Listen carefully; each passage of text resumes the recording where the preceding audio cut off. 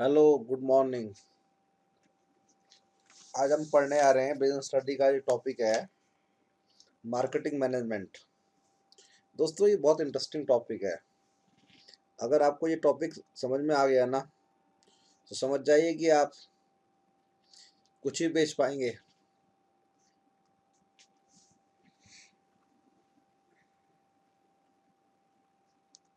तो marketing management के बारे में बात करने जा रहे हैं।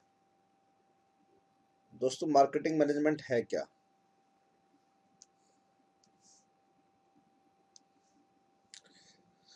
नॉर्मली लोग ये सोचते हैं कि मार्केटिंग का मतलब सेल करना होता है, लेकिन ये मीनिंग गलत है। मार्केटिंग का मतलब सेल करना नहीं होता। अगर हमें मार्केटिंग मैनेजमेंट को समझना है ठीक तरीके से, तो पहले कुछ हमें बेसिक टर्म समझनी होंगी।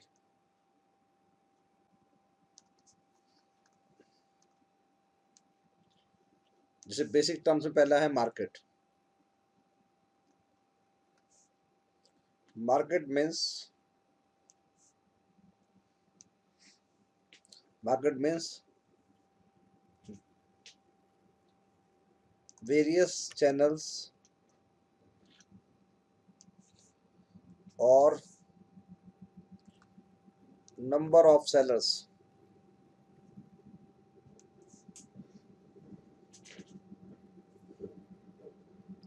नंबर ऑफ सेलर्स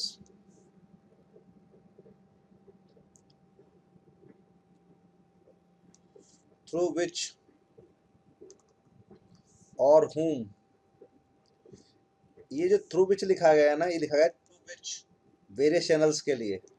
और ये जो लिखा गया है आपका थ्रू whom, ये लिखा गया है आपका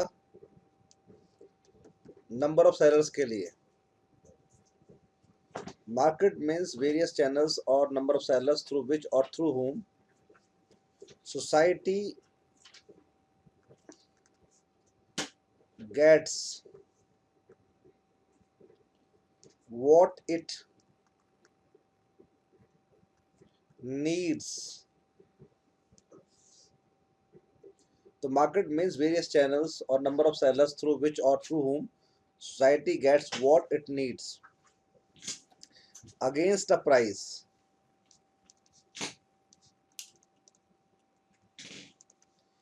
तो मार्केट जो है वो आपका does not mean a place, it means various channels और वेरियस सेलर्स। जैसे आप जानते हैं कि now days market does not mean a place, it means place as well as various channels or number of sellers or set of sellers through which society gets society. I am saying society, I am not talking about particular customer. It means society means a set of potential buyers. Society, here society means the buyers।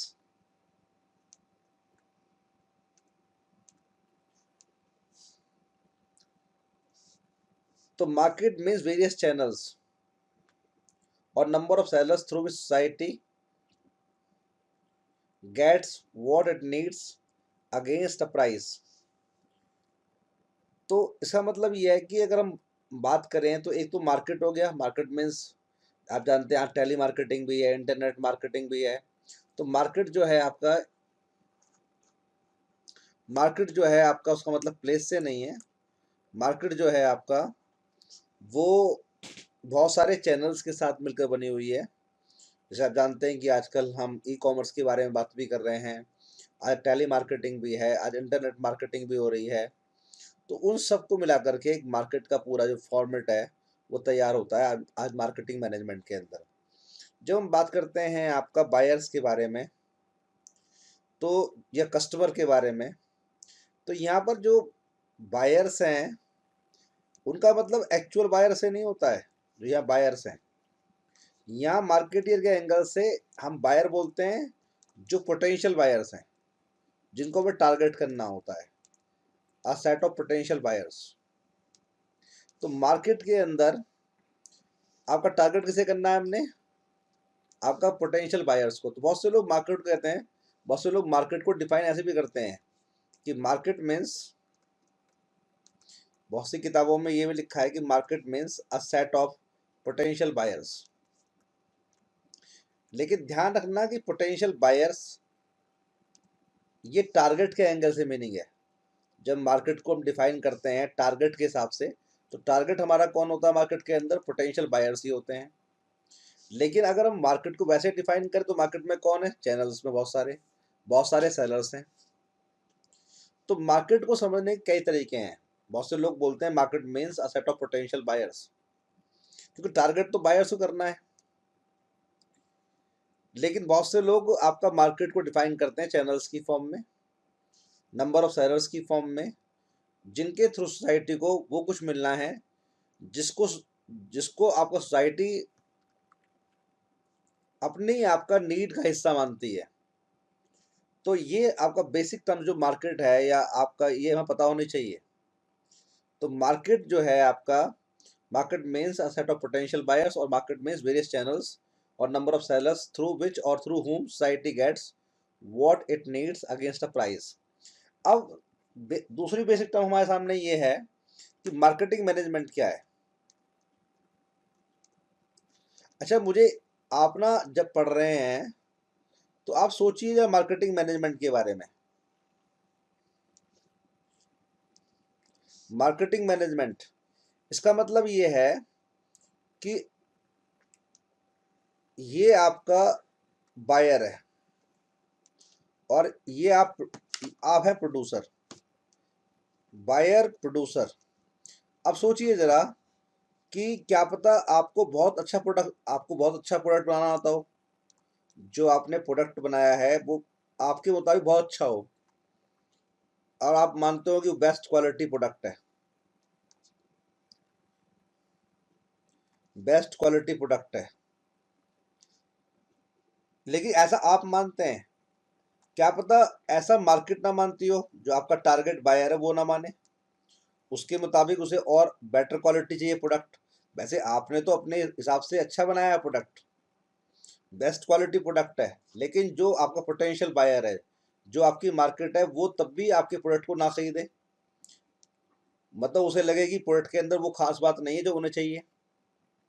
तो मुझे बताइए कि as a producer, as a seller, और आप मानते हैं कि आप बेस्ट क्वालिटी प्रोडक्ट बना रहे हैं, तो आपको अपना बेस्ट क्वालिटी जो प्रोडक्ट है वो बायर के पास ले आना है, मार्केट में ले आना है, और बायर को समझाना है कि जो बायर चाहता है, जो बायर की नीड के अंदर है, आपका प्रोडक्ट उस नीड के मुताबिक ही है। ये समझाना है, ये कन्विंस करना है आपने, ये आपने बायर को समझाना है। आपने पोजीशनिंग करनी है मार्केट में अपने प्रोडक्ट की, और ये दिखाना है कि जो बायर चाहता है आपका प्रोडक्ट क्या है वैसा का वैसा ही है। शुरुआत में हो सकता है कि बायर को लगे कि आपने वो प्रोडक्ट नहीं बनाया है जो कि बायर चाहता है, जो पोटेंशियल बायर की आपका क्या है नीड के अंदर है, आपने वो नहीं बनाया है, लेकिन आप कन्विंस करने की कोशिश करेंगे। तो बहुत सारे तरीके आप ढूंढेंगे कन्विंस करने के लिए। कहीं आप प्राइसिंग का इस्तेमाल करेंगे, कहीं आप प्रमोशन का इस्तेमाल करेंगे, आप कहीं आप पब्लिक रिलेशन का इस्तेमाल करेंगे। तो जो ये जो मार्केटिंग मैनेजमेंट पढ़ रहे हैं, अब आप ध्यान दीजिए, नाम है मार्केट। मार्केट का मतलब क्या होता है? मैंने बताया था, a set of potential buyer. आपने उस पोटेंशियल बायर के सेट को मैनेज करना है।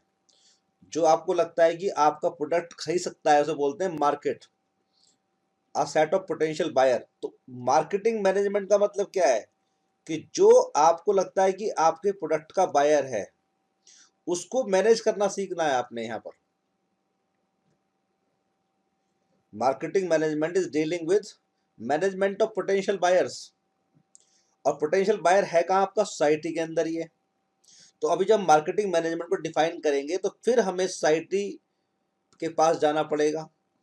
तो जो मार्केट, अगर हम लिटरल सेंस में देखें तो एक्चुअल में मार्केटिंग मैनेजमेंट आपको सिखाता है to manage your potential buyers, to convince your potential buyers. अब इसी चीज को करने के लिए आप बहुत काम करते हैं, कभी कुछ करेंगे आप, कभी कुछ करेंगे, क्योंकि नाम ही क्या है? Marketing management. और मार्केट का मतलब मैंने क्या बताया था कि एक मीनिंग इसका ये होता है कि आपका एक बायर, आपने बायर्स ढूंढे हुए हैं, जो आपको लगते हैं कि ये आपके प्रोडक्ट के बायर हो सकते हैं, तो उन्हीं बायर्स के मैनेजमेंट को, उन्हीं कस्टमर्स के मैनेजमेंट को आपने क्या है, मार्केटिंग मैनेजमेंट में पढ़ना है। अब पढ़ने के बहुत सारे कंसेप्ट होंगे कि आप क्या करेंगे, इसके अंदर क्या करना चाहिए आपको, तो इसी बात से मार्केटिंग मैनेजमेंट डील करने जा रहा है। अब मैं डिटेल करने वाला हूँ, उसकी मीनिंग टू मीनिंग बताऊंगा आपको मैं, ठीक है। तो पहले हम बात करेंगे डेफिनेशन ऑफ मार्केटिंग की, डेफिनेशन ऑफ मार्केटिंग के बारे में बात करेंगे, ठीक है ना।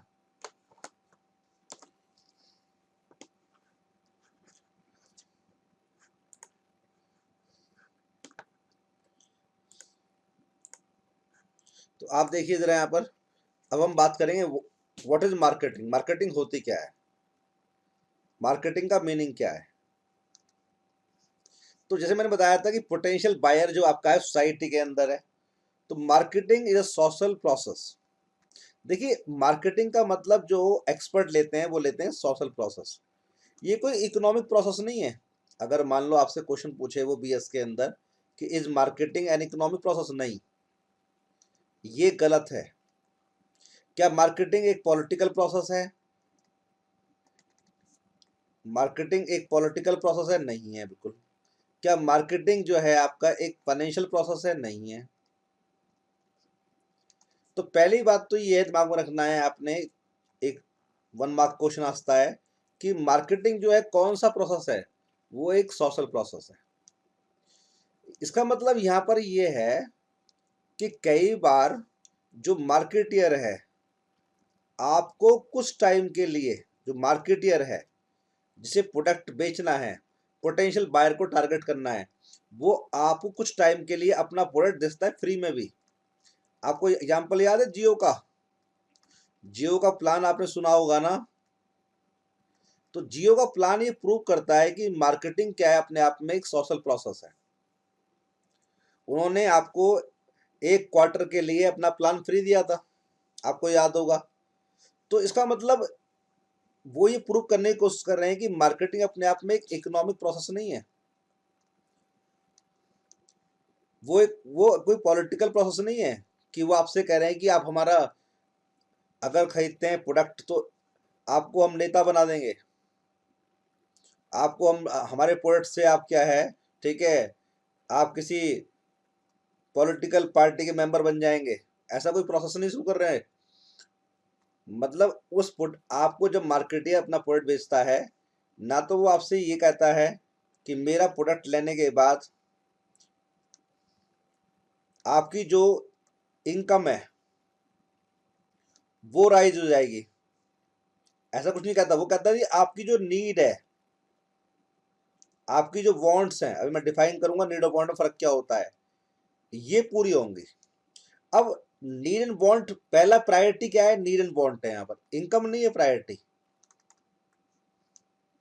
जब आप सोसाइटी में रहते हैं तो सोसाइटी के अंदर रहते हुए आप कुछ नीड डेवलप करते हैं, ये उन नीड को टारगेट करेगा, जो हमारा मार्केटिंग का प्रोसेस है।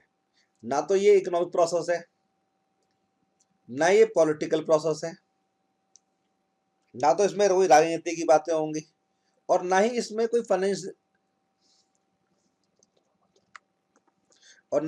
फाइनेंशियल डिसीजन लिया जाएगा। हाँ वो अलग बात है कि आपको कई जगह क्या है, कई जगह आपको जो फाइनेंशियल मैनेजमेंट है उसका जो आपका,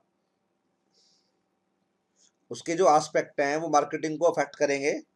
लेकिन ये जो आपका प्रोसेस है प्योर फाइनेंशियल प्रोसेस नहीं है। हाँ मार्केटिंग करते हुए आपको मार्केटिंग बजट बनाना पड़ेगा, और जो फाइनेंशियल मैनेजर है उससे अप्रूव कराना पड़ेगा, वो अलग बात है। लेकिन ये कंप्लीट फाइनेंशियल प्रोसेस नहीं है, ध्यान रखना है। तो मार्केटिंग जो अपने आप में क्या है, एक सोशल प्रोसेस है। और इस सोशल प्रोसेस से होगा क्या, यहाँ देखिए, इस सोशल प्रोसेस के थ्रू, जो इस सोशल प्रोसेस के थ्रू क्या होगा आपका, तो marketing is a social process by विच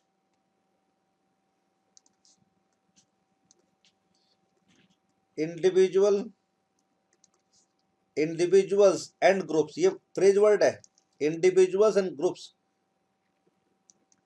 मतलब सारे लोग, जितने भी लोग हैं, इसका मतलब पोटेंशियल बायर्स, या जिसे खरीदना है सामान, by which individual and groups, बहुत से लोग इसे लिखते हैं इस तरह से, बाय विच इंडिविजुअल ग्रुप्स, तो मैंने दोनों लिखे हैं यहाँ पे, individual and groups, individuals and groups, ये पूरा फ्रेज है। तो marketing is social process by which individuals and groups obtain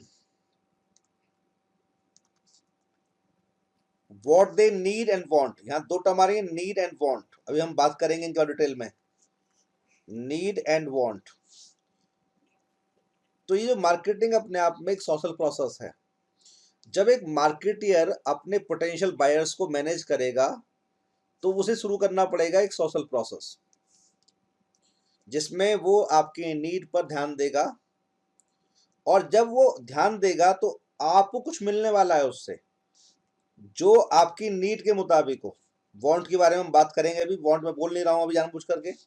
bye which individuals and groups obtain what they need and want. अब जो ये सोशल प्रोसेस है, इसके अंदर हुआ गया, इसके अंदर जो आपका मार्केटियर है वो क्या करने वाला है, वो कुछ क्रिएट करने वाला आपके लिए। By which individuals and groups obtain what they need and want through creation of offering by marketeer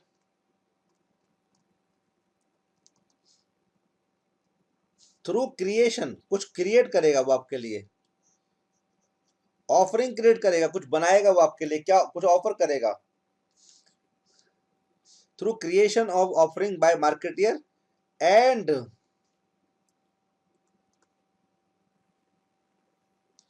through exchange of such offering by marketeer through exchange of such offering. फिर क्या करेगा वो, उसको एक्सचेंज भी करेगा, through exchange of such offering by marketeer against value और price. मतलब इसका मतलब है कि marketing is a social process by which individuals and groups obtain what they need and want through creation of offering by the marketeer and through exchange of such offering. जो उसने बनाया है उसको फिर एक्सचेंज भी करेगा, वो आपको बेचेगा उसे, ठीक है। And through exchange of such offering by marketeer, देखिए यहां भी मार्केटियर है और यहां भी मार्केटियर है, और वो जब एक्सचेंज करेगा तो आपसे वैल्यू लेगा। यहाँ वैल्यू जो है ना बहुत इंपॉर्टेंट है, यहाँ वैल्यू का मतलब है प्राइस। तो इसका मतलब ये है कि जो मार्केटिंग है वो कोई चीटिंग नहीं है आज के जमाने में, वो एक सोशल प्रोसेस है, वो कोई क्रिमिनल प्रोसेस नहीं है, वो कोई इकोनॉमिक प्रोसेस नहीं है, वो कोई पॉलिटिकल प्रोसेस नहीं है, वो कोई फाइनेंशियल प्रोसेस नहीं है। हाँ ये जरूर है कि मार्केटिंग करते हुए बहुत सारी कॉस्ट आएगी, लेकिन वो फाइनेंशियल प्रोसेस नहीं है। उसमें हमें बेसिकली ध्यान देना है नीड एंड वांट्स पर। जो सेंट्रल आइडिया है मार्केटिंग का मॉडर्न टाइम्स के अंदर, वो है आपका नीड एंड वांट्स पर ध्यान देना। और इसमें इंपॉर्टेंट चीज है क्रिएशन ऑफ ऑफरिंग, कुछ क्रिएट करना है। ऐसा नहीं कि मार्केटियर मिट्टी बेचेगा आपको और मिट्टी आप खरीद लेंगे। और साथ में यहाँ पर एक्सचेंज भी होगा, मतलब जो वो बनाएगा, ऐसा नहीं कि वो बनाने के बाद क्या है उसको अपने पास रख लेगा। जब वो बना रहा होगा तो उसकी पूरी इंटेंशन होगी कि जो बना रहा है उसे आप खरीदें, वो आप तक पहुंचाएगा, वो आप तक पहुंचाएगा, इस इंटेंशन के साथ ही वो उसे क्रिएट करेगा कि उसे आप तक पहुंचाना है, आपको एक्सचेंज करना है, आपसे वैल्यू लेनी है। ध्यान रखना ये बात। ये जो मार्केटिंग का मैंने मीनिंग बताया है बड़ा कॉम्प्रिहेंसिव। तो marketing is a social process by which individuals and groups obtain what they need and want through creation of offerings by marketeer and through exchange of such offering by marketeer against value और price। तो ये meaning हुआ। अब हम यहाँ समझेंगे कि need का मतलब क्या होता है, वांट का मतलब क्या है, ये ऑफरिंग क्या है, ये वैल्यू क्या है, वैल्यू का मतलब एक ही होता है या कई वैल्यू मतलब होते हैं वैल्यू के। तो इन टर्म्स को अभी हम समझेंगे। पहले मुझे यहाँ तक बताओ कि समझ में आया नहीं आया,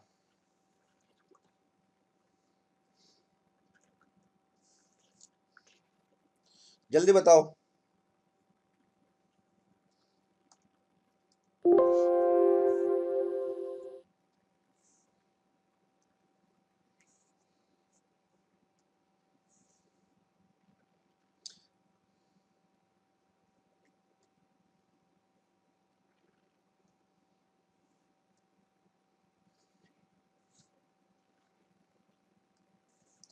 अब हम आते हैं और अब हम पढ़ेंगे आपका, अब हम पढ़ते हैं फीचर्स ऑफ मार्केटिंग।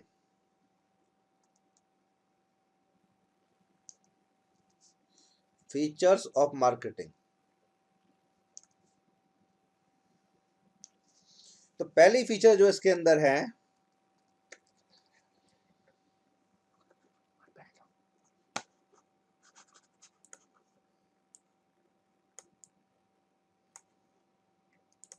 तो हम पढ़ते हैं features of marketing.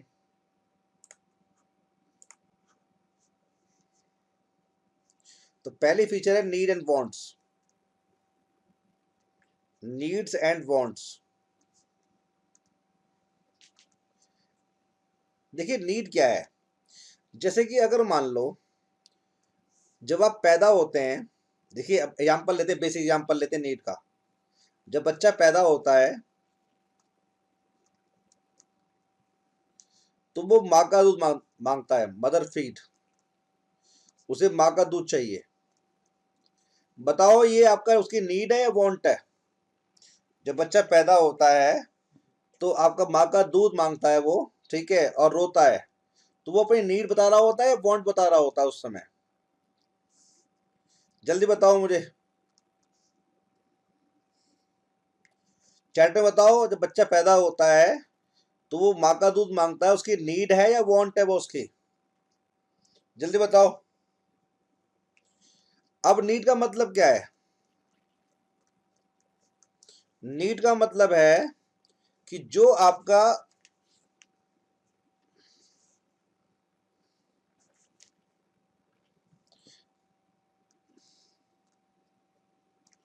Basic requirement,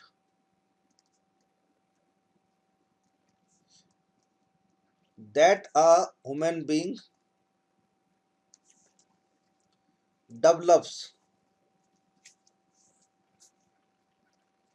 without interacting with the market, without interacting with a marketeer।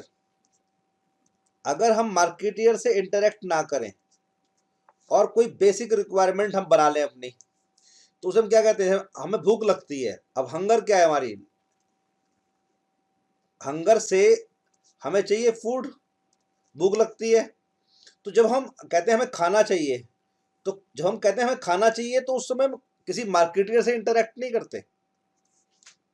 हम कहते हैं हमें आपको खाना चाहिए, तो उस समय हम किसी मार्केटियर से इंटरेक्ट नहीं कर रहे थे। तो basic requirement that a human being develops without interacting with a marketeer. तो जो हमारी नीड है वो बनती कैसे है? उसके लिए हम किसी मार्केटियर से इंटरेक्ट नहीं करते।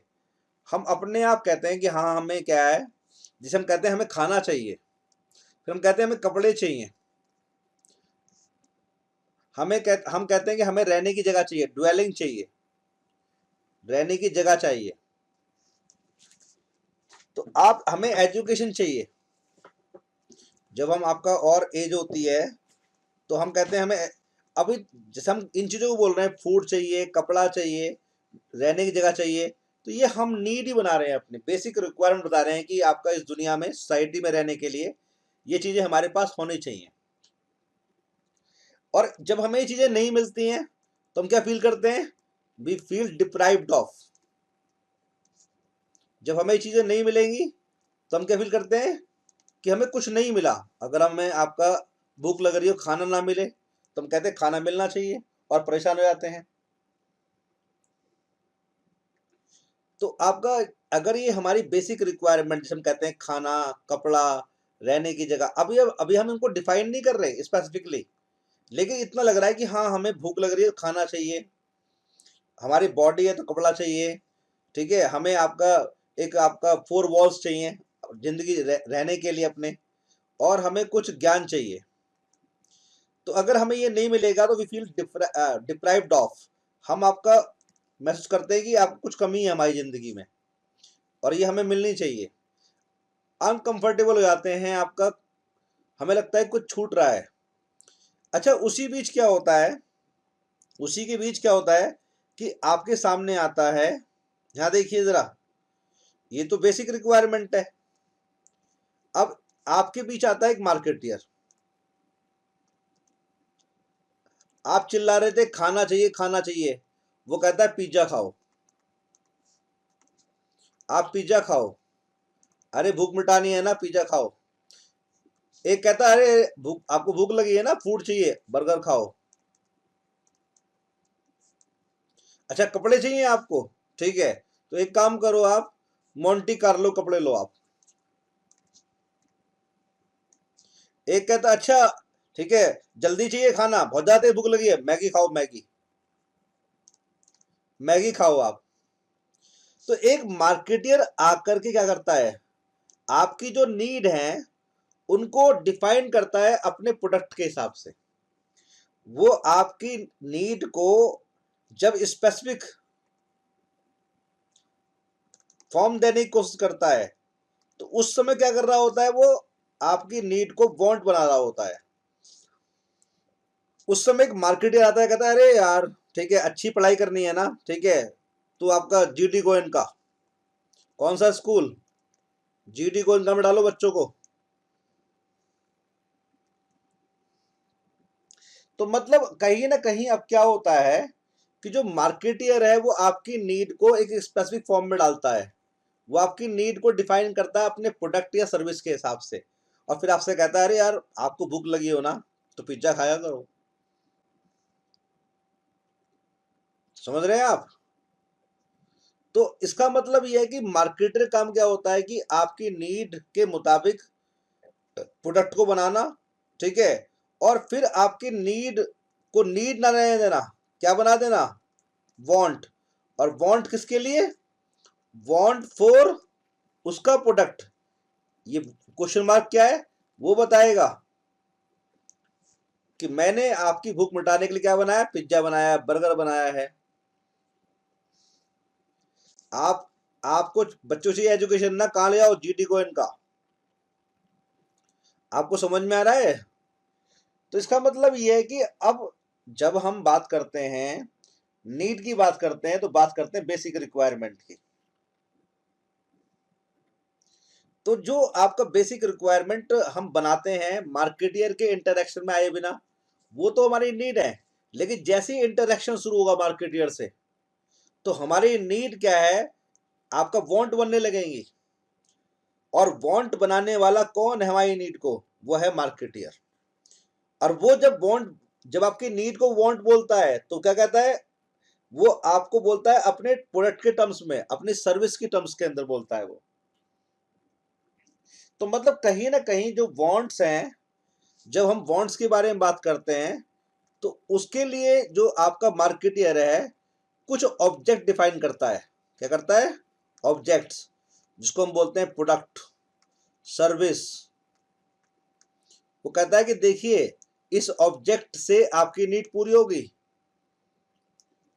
अब सवाल ये है कि ये जो ऑब्जेक्ट हैं हर जगह अलग अलग होते हैं, ये प्लेस टू प्लेस चेंज होते रहते हैं। अगर मान लो हम बात करें हिंदुस्तान में, जहाँ ज़्यादा लोग वेजिटेरियन है, तो मैकडी वहाँ कहता है कि आप खाओ आलू टिक्की बर्गर, लेकिन वही यूरोप में कहता है आप खाओ चिकन बर्गर। तो देख रहे हो कि अब जब वो वांट बनाता है, क्योंकि आप जानते हैं जब वो मार्केटियर हमारी नीड को वांट में कन्वर्ट करेगा, उन्हें स्पेसिफिक नेम देने की कोशिश करेगा अपने प्रोडक्ट के हिसाब से, तो इसके लिए वो जो हमारा कल्चर है उस पर ध्यान देगा। ये नहीं कि वो हर जगह आपका एक पॉलिसी फॉलो करेगा, एक स्ट्रेटेजी बनाएगा, नहीं, उसकी प्लेस टू प्लेस क्या होगा, स्ट्रेटेजी बदलती रहेगी।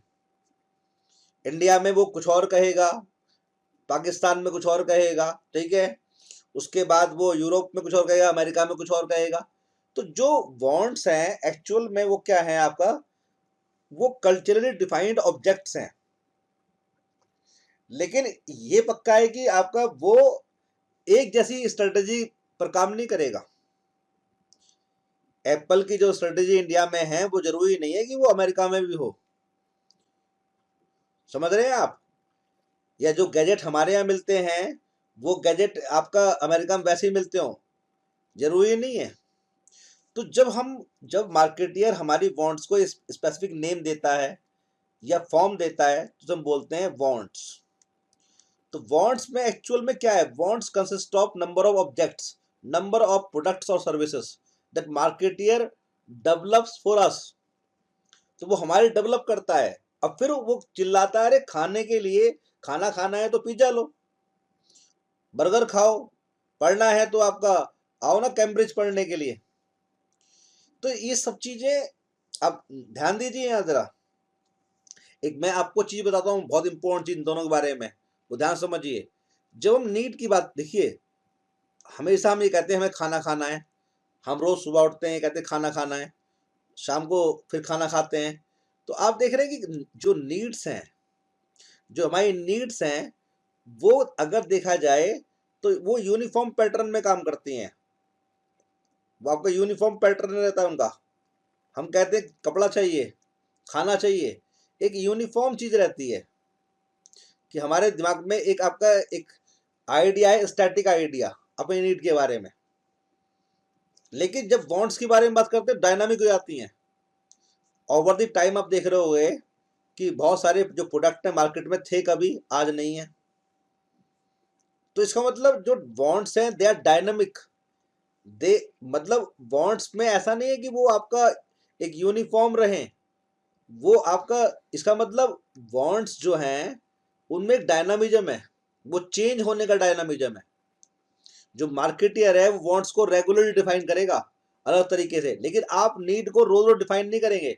आप बोलेंगे भूख लग रही है खाना खाना है, ऐसे ही बोलेंगे आप।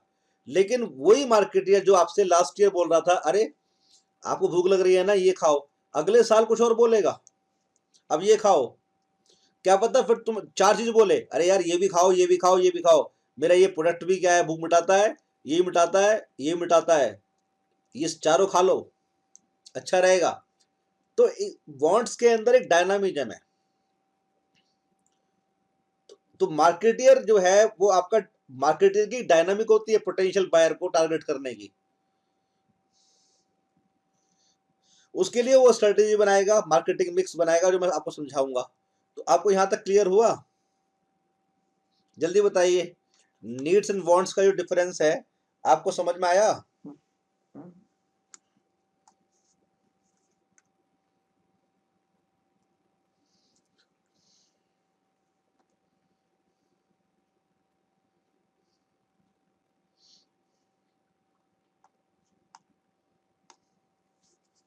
जल्दी बताओ जरा सब लोग। अच्छा अब हम आते हैं दूसरी फीचर पे आते हैं। अब जब जैसे हम मीनिंग बात कर रहे थे तो हम बात कर रहे थे ऑफरिंग के बारे में, क्रिएटिंग अ मार्केट ऑफरिंग। अगली फीचर है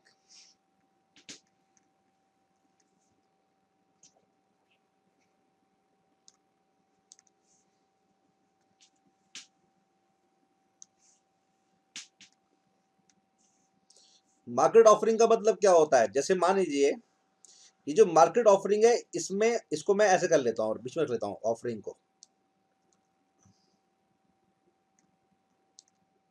जैसे तुम मुझसे पढ़ने आए हो तो मेरी ऑफरिंग क्या है उसका एग्जांपल लेते हैं। मैं आपको अकाउंट्स पढ़ाऊंगा, ये मेरी ऑफरिंग है आपके लिए। मैं आपको पढ़ाऊंगा अकाउंट्स, साथ में आपको ऑनलाइन स्ट्रीमिंग दूंगा। मेरा जो प्रोडक्ट है, ऑफरिंग माने मेरा प्रोडक्ट क्या है, मेरी सर्विस क्या है आपके लिए। अब उस प्रोडक्ट या सर्विस में मैं क्या इंक्लूड कर रहा हूं, ध्यान दो। मेरा कंप्लीट ऑफर क्या है आपके लिए।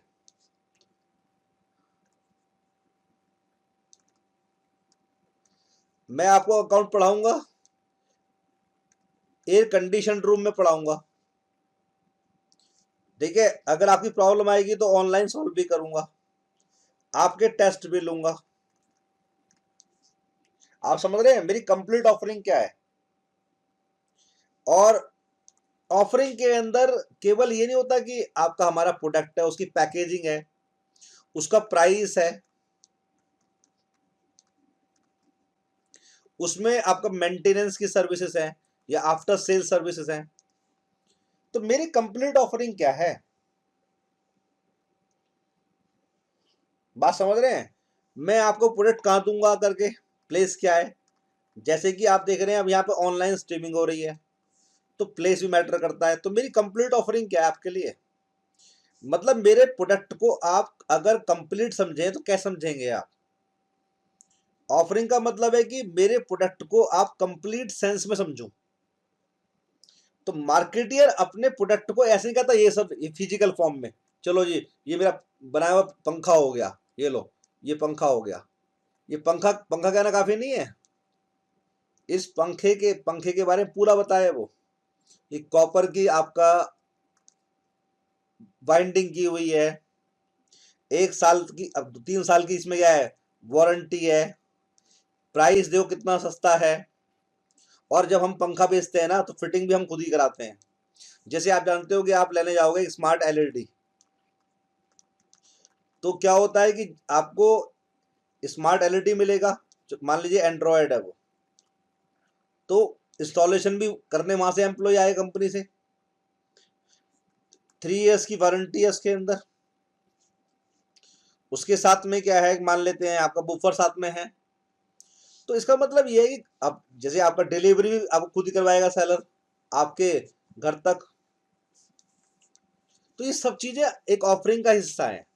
मतलब अगर एक प्रोडक्ट को हमें समझना हो, मतलब अगर मान लो, अगर मैं आपसे ये सिंपल कहूं, तो मार्केट ऑफरिंग का मतलब यह है कि मैं आपको कंप्लीट ऑफर क्या दे रहा हूं। जब मैं आपका अपने प्रोडक्ट के बारे में बता रहा हूं या बता रहा हूं सर्विस के बारे में, तो मेरे आपका ऑफर में मैं क्या इंक्लूड कर रहा हूं, क्या इंक्लूड कर रहा हूं। तो market offering means a complete offer for a product और सर्विस। तो ध्यान रखना, ये जो मार्केटियर है, अगर इसे कंप्लीट ऑफरिंग बतानी नहीं आती है तो लोग इससे खरीदेंगे ही नहीं। बहुत इंपॉर्टेंट है कि आपको ऑफरिंग बतानी आनी चाहिए। ऑफरिंग मीन्स कि आपको एक कंप्लीट ऑफर अपने प्रोडक्ट का या सर्विस का बताना आना चाहिए, और इसके अंदर जो आपको पता है खास बातें हैं आपके प्रोडक्ट में, वो आपको हाईलाइट करनी है।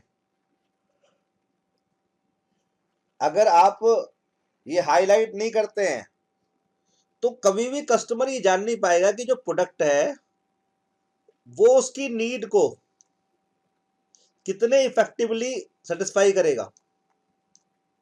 अगर आप उस कंप्लीट ऑफर को बता नहीं पा रहे हैं अपने प्रोडक्ट के बारे में, तो कभी भी कस्टमर, जो पोटेंशियल बायर है, जो मार्केट है, वो समझ नहीं पाएगी कि आपका जो प्रोडक्ट है वो कितने इफेक्टिवली आपकी नीड्स को पूरा करेगा। क्योंकि मैंने अभी बताया था कि प्रोडक्ट आप बनाते हैं किसी भी इंसान की नीड को डिफाइन करने के लिए, और जब आप नीड को डिफाइन करते हैं अपने प्रोडक्ट से तो क्या बनाते हैं उसको, वांट्स, क्या बोलते हैं उसको आप, वांट्स। तो ये मार्केटर काम क्या होता है, नीड्स को वांट्स में कन्वर्ट करना। और उस समय उसे ये प्रूव करना पड़ेगा, कन्विंस करना पड़ेगा कि उसका जो प्रोडक्ट है, उसका जो ऑफर फॉर द प्रोडक्ट है, जो कंप्लीट ऑफर है, वो पोटेंशियल बायर की नीड को इफेक्टिवली क्या करेगा, सेटिस्फाई करेगा। ये आपको ध्यान रखना है। तो एज ए मार्केटियर आप बहुत कॉशियस रहें कि आपको अपनी ऑफरिंग पता होनी चाहिए। ऑफरिंग का मतलब उसमें जो यूजफुलनेस है, जो टेक्निकल स्पेसिफिकेशन है, जो उसमें आपका आफ्टर सेल सर्विसेज का एलिमेंट है, ये सब पता होना चाहिए आपको। और ध्यान रखना कि अभी आप अपने प्रोडक्ट को कंपेयर नहीं कर रहे, ऑफरिंग में कंपेयर कभी नहीं करते अपने कॉम्पिटिटर के प्रोडक्ट से। वो अगली फीचर है कस्टमर वैल्यू। इसके अंदर आपको अपने प्रोडक्ट की पूरी नॉलेज होनी चाहिए, ध्यान रखना है। तो आप एक मार्केट ऑफरिंग पैदा कर रहे हैं और इसके बारे में आपको नॉलेज नहीं है तो आप मार्केट लूज कर जाएंगे। तो अब हम आपका तीसरी फीचर पे आते हैं। सबको एक क्लियर हो गई? तीसरी फीचर है यह कस्टमर वैल्यू। अभी हम वैल्यू टर्म को देख रहे थे, याद है तुम्हें? तो मैंने कहा था कि वैल्यू का मतलब क्या होता है। अब जैसे हमारा उज्जवल है, ये बहुत, इसका भविष्य बहुत उज्जवल है, उज्जवल का भविष्य।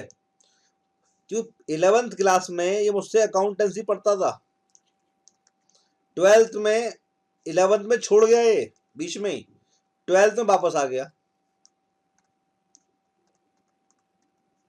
अब सोचो कि 12th में वापस क्यों आया है। ये आपका पहला टीचर इसका, चुन्नू,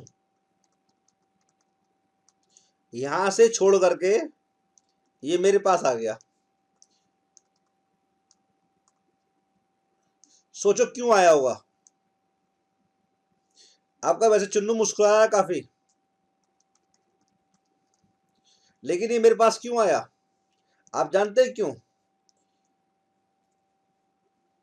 यहां पॉइंट है कस्टमर वैल्यू का। कस्टमर वैल्यू का सीधा मतलब ये होता है कि एक मार्केट ऑफरिंग आपने तैयार की है और एक मार्केट ऑफरिंग क्या है आपके कॉम्पिटिटर की है। ये ए एक आपका क्या है, मार्केटियर है, एक बी मार्केटियर है। दोनों ने मार्केट ऑफरिंग बनाई है, लेकिन सवाल ये है कि कौन सा मार्केटियर ये कस्टमर को समझा पाएगा कि उसका जो प्रोडक्ट है उसमें ज्यादा अच्छी क्वालिटी है, ज्यादा अच्छी फीचर्स हैं, ज्यादा अच्छा सेटिस्फायर ऑफ नीड्स है, या अपने कॉम्पिटिटर के मुकाबले वो कस्टमर को बड़ी मार्केट बड़ी मार्केट ऑफरिंग दे रहा है। ये ए की मार्केट ऑफरिंग और ये बी की बड़ी, ये पैकेज जो है बड़ा है मार्केट ऑफरिंग का, और जिसमें कस्टमर को लग रहा है कि उसके पास ज्यादा बेनिफिट आएंगे। ये शिमला के दो होटल, दोनों 3 स्टार। अब देखिए आपका, दोनों के पास डिलैक्स रूम है, दोनों 3 स्टार है, दोनों कॉम्पिटिटर हैं, और दोनों में क्या है, जो एमिनिटीज है बराबर है। लेकिन ये जो आपका होटल है यहाँ आपका हायर कम है, दूसरा आपका यहाँ किराया कम है, पर डे जो आपका हायर चार्जेस है वो कम है। दूसरा यहाँ पर क्या है आपका, जो साइट सीइंग का ऑफर है वो क्या है पैकेज में इंक्लूड है। यहाँ पर क्या है कि जो मान लेते हैं यहाँ पर किराया है 5,000 पर डे, अगर आप ठहरते हैं, यहाँ भी किराया मान लेते हैं 5,000 पर डे हो सकता है, लेकिन इस 5,000 के अंदर वो जो आपका साइट सीइंग है उस एरिया की वो भी करवाएगा जो होटल है। तो आप देख रहे हैं कि दोनों का जो स्टेटस है मार्केट में बराबर है, लेकिन ये जो होटल है क्या दिखाने की कोशिश कर रहा है, कस्टमर वैल्यू। आप समझ रहे हैं? मान लेते हैं कि इस या एग्जाम्पल बढ़ा लेते हैं कि यहाँ 5,000 रुपये किराया है पर डे का। यहाँ पर क्या है 5,000 के अंदर जो डिस्को है, डिस्को की आपका जो फैसिलिटी है वो पैकेज में इंक्लूड है, यहाँ इंक्लूड नहीं है। यहाँ डिस्को के लिए आपने 1,000 रुपये देने हैं, अगर आप अटेंड करेंगे तो 1,000 रुपये आपको देने एक्स्ट्रा, यहाँ नहीं देने हैं आपने। तो इसका मतलब कस्टमर सीधा यहाँ जाएगा। तो इसका मतलब कस्टमर वैल्यू का मतलब क्या है? कस्टमर वैल्यू का मतलब यह है कि आपने बायर को यह एहसास करवाना है कि जो आपका जो प्रोडक्ट है उसमें ज्यादा बेनिफिट है, उसको ज्यादा वैल्यू मिलेगी। और अगर आप चाहते हैं कि मार्केट में आपकी स्टैंडिंग क्या है, आपकी स्टैंडिंग बनी रहे, आपका मार्केट शेयर कम ना हो, तो आपको लगातार क्या करना पड़ेगा, अपने प्रोडक्ट के अंदर कस्टमर वैल्यू ऐड करनी पड़ेगी। कस्टमर वैल्यू क्या करनी पड़ेगी, ऐड करनी पड़ेगी। अगर आप चाहते हैं कि कॉम्पिटिटर के मुकाबले आपकी एज रहे मार्केट के अंदर, तो आप लगातार कस्टमर वैल्यू ऐड करिए, बेटर डिजाइन लाइए, क्वालिटी को इम्प्रूव करिए। कुछ प्राइस में क्या है आपका फायदा हो सकता है कस्टमर को वो दीजिए। आफ्टर सेल सर्विसेज को इम्प्रूव करिए, कस्टमर की जो सर्विसेज है उनको इम्प्रूव करिए। तो ये सब चीजें आप ध्यान देंगे तो आप कस्टमर वैल्यू क्या है आप बढ़ाते रहेंगे कॉम्पिटिटर के मुकाबले। क्योंकि कस्टमर वैल्यू कोई इंडिपेंडेंट कंसेप्ट नहीं है, ये आपका एक रिलेटिव कंसेप्ट है जो कॉम्पिटिटर को देख कर बनाना है आपने। यहाँ पूरी जो स्ट्रेटेजी है आपकी वो कॉम्पिटिटर के हिसाब से होनी चाहिए। जैसे कि आप जानते हैं पेप्सी एंड कोक क्या करते हैं, ये बहुत काम करते हैं कस्टमर वैल्यू पर। दोनों अपने प्रोडक्ट के नए नए आपका ठीक है वेरिएंट्स लाते हैं और दिखाने की कोशिश करते हैं कि आपका उनके प्रोडक्ट में ज़्यादा बेनिफिट है, ज़्यादा ज़्यादा दिखाते हैं वो। आज आज के ज़माने में क्या होता है कि कस्टमर बहुत हेल्थ कॉन्शियस हो गया है, तो दोनों कंपनियां काम कर रही हैं इस तरह के बनाने प्रोडक्ट बनना। अब देखना ये है कि कौन सी कंपनी ज़्यादा बेनिफिट दिखा पाती है अपने कॉम्पिटिटर के मुकाबले। मतलब ये है कि कहीं ना कहीं मोनोपोलिस्टिक मार्केट के अंदर जहाँ मोनोपोली सेलर नहीं है, वहाँ कस्टमर वैल्यू बहुत इंपॉर्टेंट चीज़ है आज के ज़माने में। समझ में आया आपको? जरा जवाब दे देना मुझे।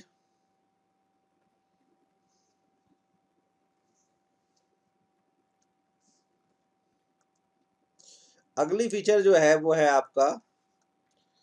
आपका एक्सचेंज मैकेनिज्म।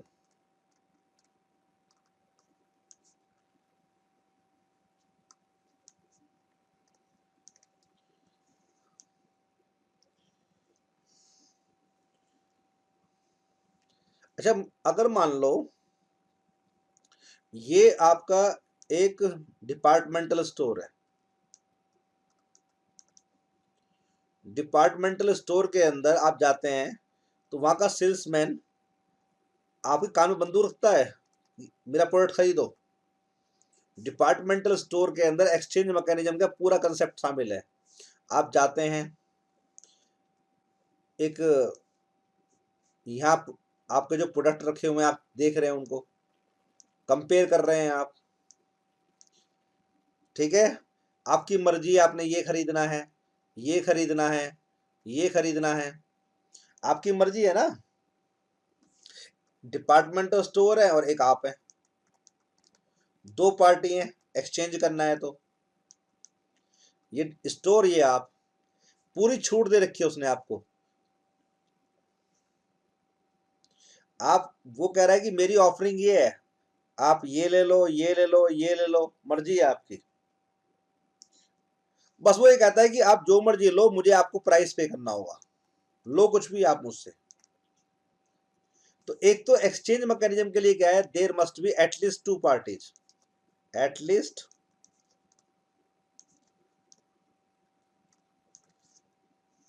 अपने आप से आप एक्सचेंज मैकेनिज्म नहीं करते हैं कि आपके राइट हैंड ने लेफ्ट हैंड को कुछ दे दिया और आप अपने आप बातें कर लें,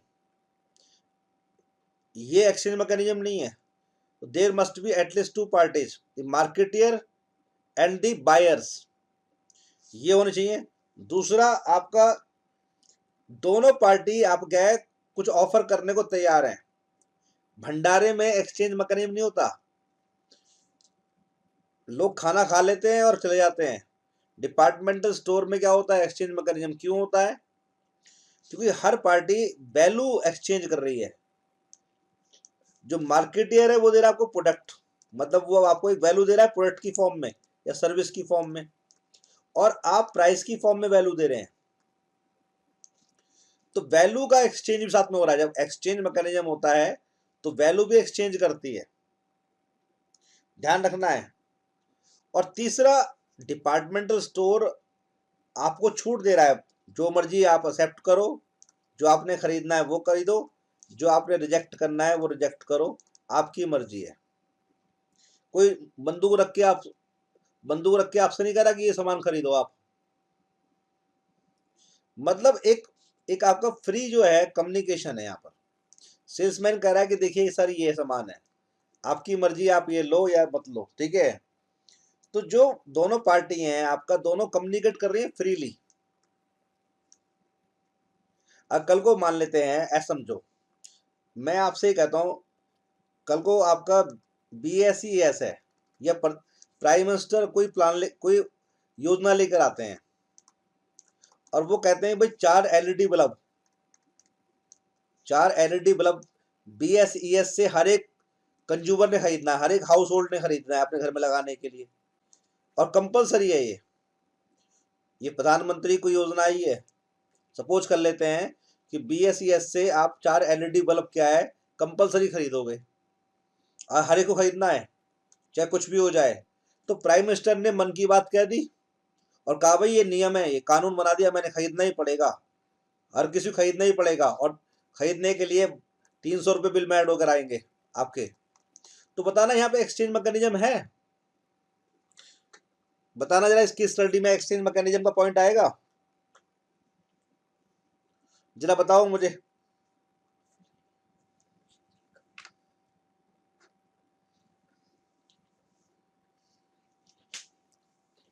रिजेक्ट, बिफोर क्यों नहीं आ रहा इसके अंदर, इस कंसेप्ट में क्यों नहीं आ रहा ये?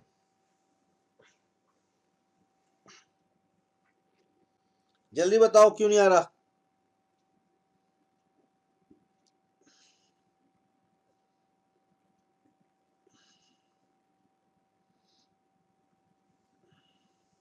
क्योंकि आप देख रहे हैं कि यहाँ पर क्या है, फ्रीडम नहीं है। अब मैंने बताया था कि जब एक्सचेंज मैकेनिज्म होता है तो there must be freedom to accept और रिजेक्ट। कस्टमर के पास क्या होनी चाहिए, फ्रीडम होनी चाहिए, या तो वो एक्सेप्ट करे ऑफर को या रिजेक्ट करे, उसकी मर्जी है। तो ध्यान रखना है कि ये केस स्टडी आ सकती है एक्सचेंज मैकेनिज्म के ऊपर इस तरह की बन करके। तो ये हमने जो फीचर देखी है, एक बार हम रिवाइज कर लेते सारी फीचर को। तो एक बार मैं नया पेज लेता हूं और फीचर को रिवाइज कराता हूं तुम्हें सारी। तो पहली फीचर थी हमारी नीड्स एंड वांट्स।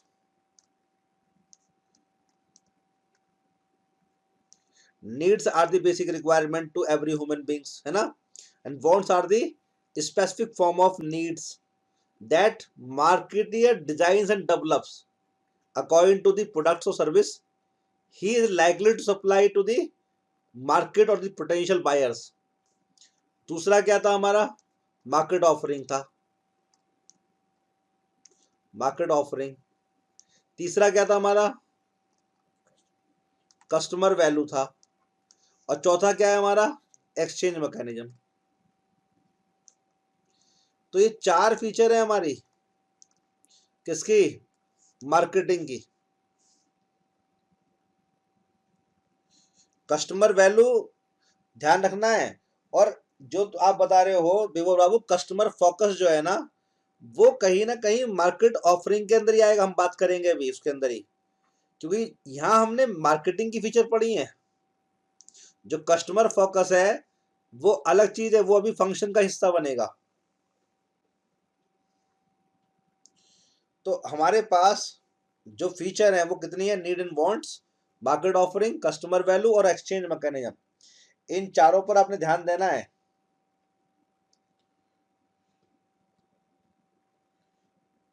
ठीक है, सबको समझ में आ गया।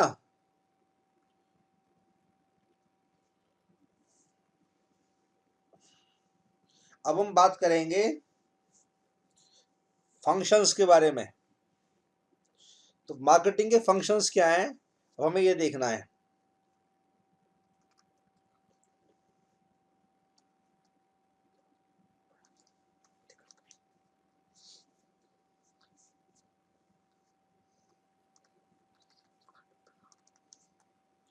Functions of marketing.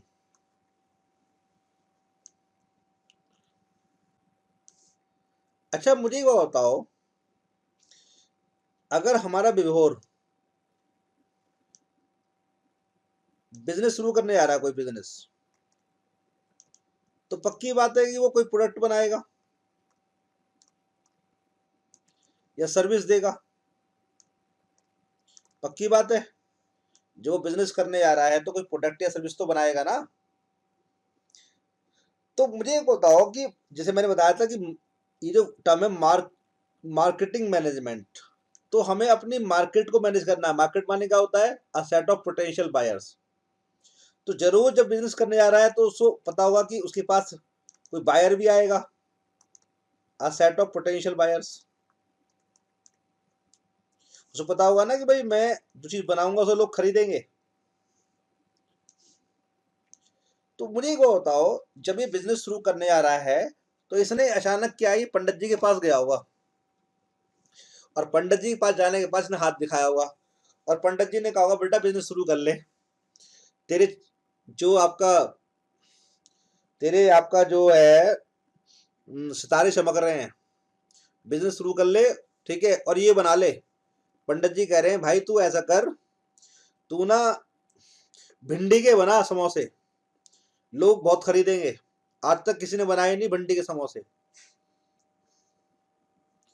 तो ये बना लेगा भिंडी के समोसे। पंडित जी ने कहा भाई देख, तेरी जन्म पत्री में सितारे चमक रहे हैं तेरे, अगर तूने भिंडी के समोसे बनाए देसी घी वाले तो लोग आपके हाथों हाथ खरीदेंगे।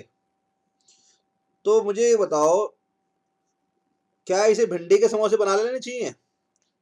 मुझे ये बताएगा, यस बताएगा नालायक, जल्दी बताओ मुझे। पंडित जी कह रहे हैं इससे भिंडी के समोसे बना ले बेटा, और ये विश्वास करता, अंदर अंधविश्वासी है ये, पंडित जी की बात मानता है। तो इसे, अगर ये मुझसे पढ़ लिया आज ये मार्केटिंग, तो इसे पंडित जी की बात माननी चाहिए नहीं माननी चाहिए? जवाब दो जरा मुझे।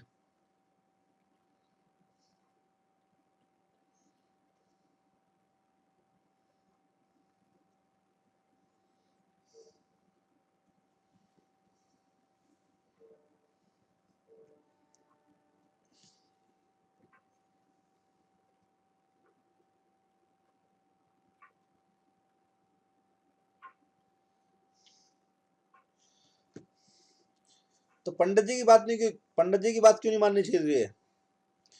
अगर तू समझदार मार्केटियर नहीं है तो तू मार्केट के अंदर अपने पैर जमा नहीं पाएगा।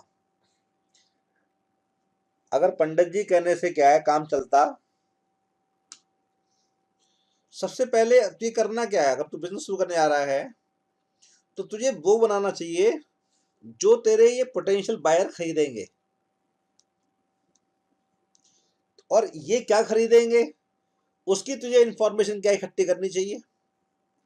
भाई आपका, हम बिजनेस करने जा रहे हैं, कोई खेल तो करने जा नहीं रहे, पैसा लगाने जा रहे हैं, और हमें अपने बायर की जो आपका नीड्स नहीं पता, बायर क्या खरीदेगा ये पता ही नहीं है आपका। तो पहला फंक्शन हमारा, पहली सोच हमारी क्या होनी चाहिए, पहली परसेप्शन क्या होनी चाहिए हमारी, कि हमें क्या करना है, हमें इंफॉर्मेशन गैदर करवानी है। गैदरिंग एंड एनालाइजिंग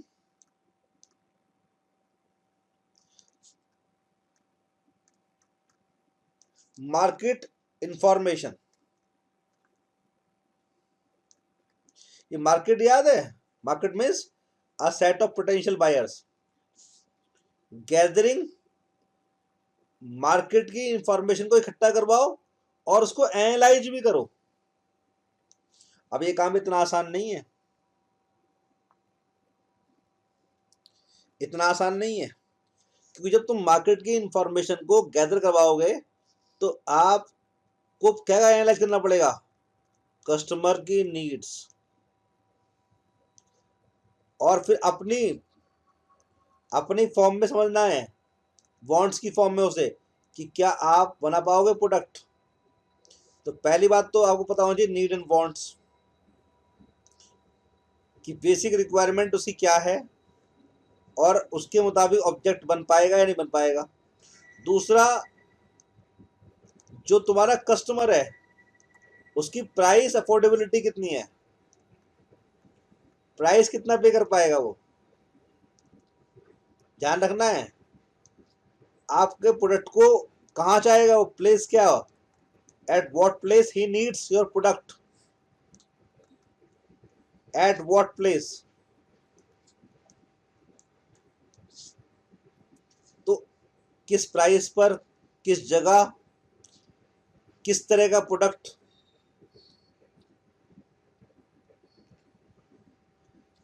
और उसमें उसकी क्वालिटी क्या हो, क्या चाहिए फीचर उसे। इसमें आपका जो आपका नेचर ऑफ कस्टमर क्या है, मतलब जो कस्टमर का लेवल, लिटरेसी का लेवल है वो पता होना चाहिए, जेंडर पता होना चाहिए।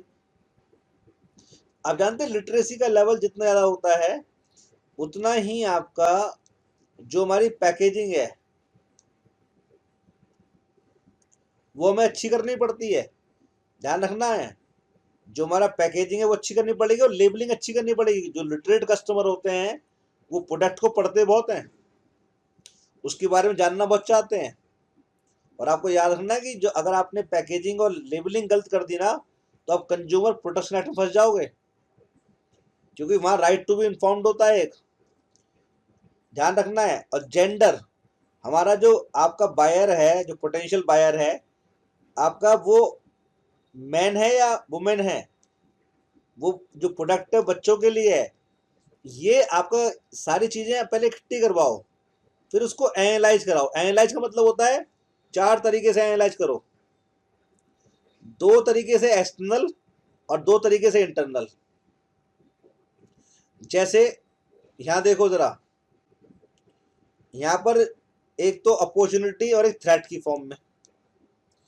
पहले ये देखो कि अपॉर्चुनिटी फॉर्म में कि ऐसा प्रोडक्ट अगर तुम पहली बार बनाने जा रहे हो तो तुम्हारे पास अपॉर्चुनिटी है, you are the first, you will have the first mover advantage, first mover advantage. लेकिन अगर पहले से इस तरह की कई कंपनियां हैं जो इस तरह के प्रोडक्ट को बना रही हैं, तो आपको कस्टमर वैल्यू ज़्यादा रखनी पड़ेगी, आपके लिए एक थ्रेट है। अगर आप कस्टमर वैल्यू ज़्यादा रख नहीं पाए ना, तो आपका जो प्रोडक्ट है, जो आपका इन्वेस्टमेंट है, वो सारा डूब जाएगा। ये जो अपॉर्चुनिटी और थ्रेट है, they are the external elements. क्या बोलते हैं इनको? एक्सटर्नल एलिमेंट्स हैं ये दोनों। और जो इंटरनल है वो क्या होते हैं? स्ट्रेंथ और वीकनेस।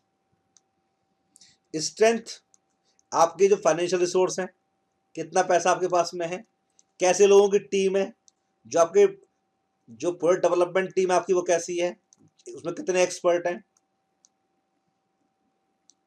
समझ रहे हैं आप? आपके पास जो डिस्ट्रीब्यूशन नेटवर्क है वो कैसा है, आपके आपकी जो मशीनरी है वो किस तरह की है, वो आपका सोफिस्टिकेटेड है या ट्रेडिशनल है। ठीक है, अगर आपके पास ये चीजें सारी अच्छी हैं तो स्ट्रेंथ है, और अगर आपके पास ये चीजें कमजोर हैं, कम है, तो वीकनेस है। तो आपको दिमाग में रखना है कि जब एनालाइज कर रहे हो, पहले तो कस्टमर के बारे में जान लो पूरा, फिर अपने बारे में जानो, अपने कॉम्पिटिटर के बारे में जानो। तो आपका कस्टमर के बारे में जानना बहुत जरूरी है। पहले तो यहाँ ये स्टेप लो, क्वालिटी के बारे में, प्लेस के बारे में, प्राइस के बारे में, उसकी जरूरत क्या है। और फिर एक्सटर्नल फैक्टर देखो अपॉर्चुनिटी थ्रेट की फॉर्म में, और अपनी चेक करो स्ट्रेंथ, अपने जो रिसोर्स हैं, अपने जो एम्प्लॉयज हैं, ये सब पता होना चाहिए तुम्हें। तब जा करके तुम ये पहला जो स्टेप है ना, ठीक है, उसको इफेक्टिवली लोगे और अपनी स्टैंडिंग को दिखा पाओगे मार्केट के अंदर।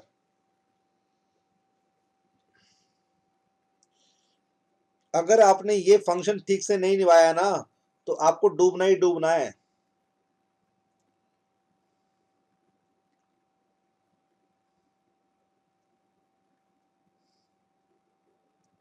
समझ में आया? अब आते हैं दूसरे फंक्शन पर। बिफोर क्लियर हो गया तो ये, तो पहला फंक्शन क्या है? Gathering and analysing market information.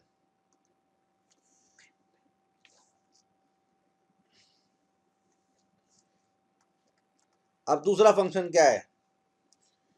दूसरा फंक्शन है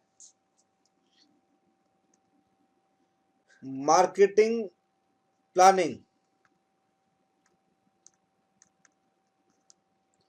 लो जी, इंफॉर्मेशन इकट्ठी कर ली और एनालाइज भी कर ली। अब आपका बनाओ मार्केटिंग प्लानिंग। प्लानिंग का मतलब पता है तुझे क्या होता है? प्लानिंग का मतलब होता है कि एक कोर्स ऑफ एक्शन को फॉर्मुलेट करना। अब हमें क्या करना है? अपने, जब हम प्लानिंग करते हैं तो ऑब्जेक्टिव्स तय करते हैं अपने। ऑब्जेक्टिव ये हो सकता है कि मान लेते हैं कि हम जो प्रोडक्ट बनाने जा रहे हैं, पहले उसको हम बेचेंगे नॉर्थ इंडिया के अंदर, ठीक है। और इस हमारा ऑब्जेक्टिव है कि हम आपका 10 लाख पर एनम क्या है, जो यूनिट्स हैं, नॉर्थ इंडिया में बेच देंगे। और इतना इतना बेचने के लिए हम और मार्केटिंग प्लानिंग भी करेंगे, क्योंकि ये प्लानिंग नहीं है, मार्केटिंग प्लानिंग है। ये जो पहला पॉइंट है ये तो हमारा प्लानिंग से आया है। अब मार्केटिंग प्लानिंग में क्या आएगा? हमें तय करना पड़ेगा कि इसके लिए हमारा प्रमोशन मिक्स क्या होगा।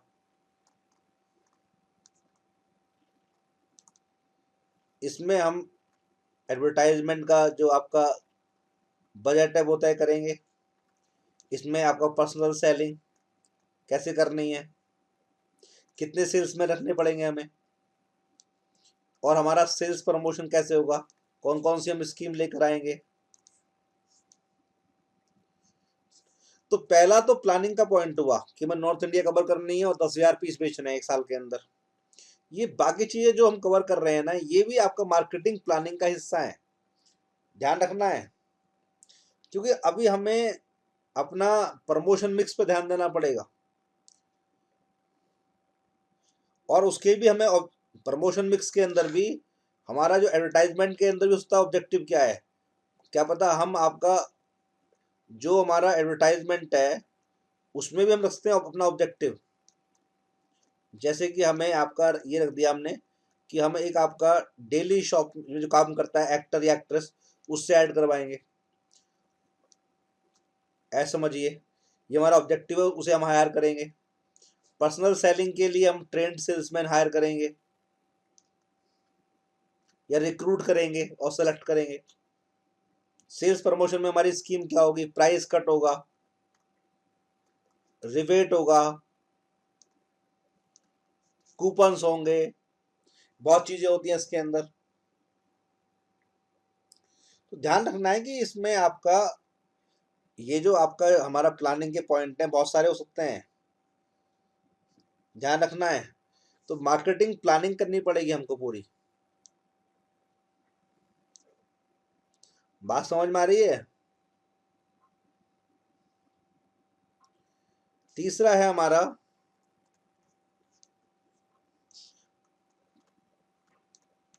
Product designing and development. Designing and development,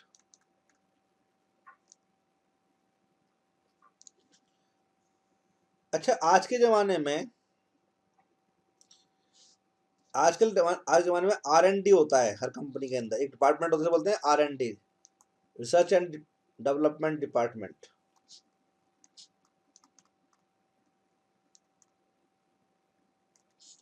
development department. अच्छा, जो जो प्रोडक्ट है, पहले पहले फंक्शन में हमने गैदरिंग एंड एनालाइजिंग पता लगा लिया कि कस्टमर की नीड क्या है, और हम उस नीड के मुताबिक क्या है आपका बनाएंगे ऑब्जेक्ट, बनाएंगे प्रोडक्ट या सर्विस, और उनकी नीड को अपने हिसाब से वांट डिफाइन करेंगे, और उनसे कहेंगे भाई आपकी जो नीड है वो इस प्रोडक्ट से पूरी होगी, इस ऑब्जेक्ट से पूरी होगी, आप ये खरीदो। और उस समय उनका कल्चर भी हम दिमाग में रखेंगे। तो ये जो आपका चीज़ें हैं, जब प्रोडक्ट को बनाया जाएगा तो प्रोडक्ट को बनाते हुए तो बहुत चीज़ें ध्यान में पड़ती हैं भाई। जैसे मान लो कि हर इंसान की अपनी एक सोच है, प्रोडक्ट को लेकर किसी की सोच होती है उसकी फीचर्स को लेकर के, किसी की सोच होती है आपका फीचर्स माने यहाँ पर ये है कि उस प्रोडक्ट का डिजाइन कैसा हो। डिजाइन समझ रहे हैं आप, शेप कैसी हो उसकी। बहुत से लोगों को ध्यान देता है कलर के ऊपर कि उस प्रोडक्ट का कलर कैसा हो। बहुत से लोगों का दिमाग चलता है प्राइस के ऊपर।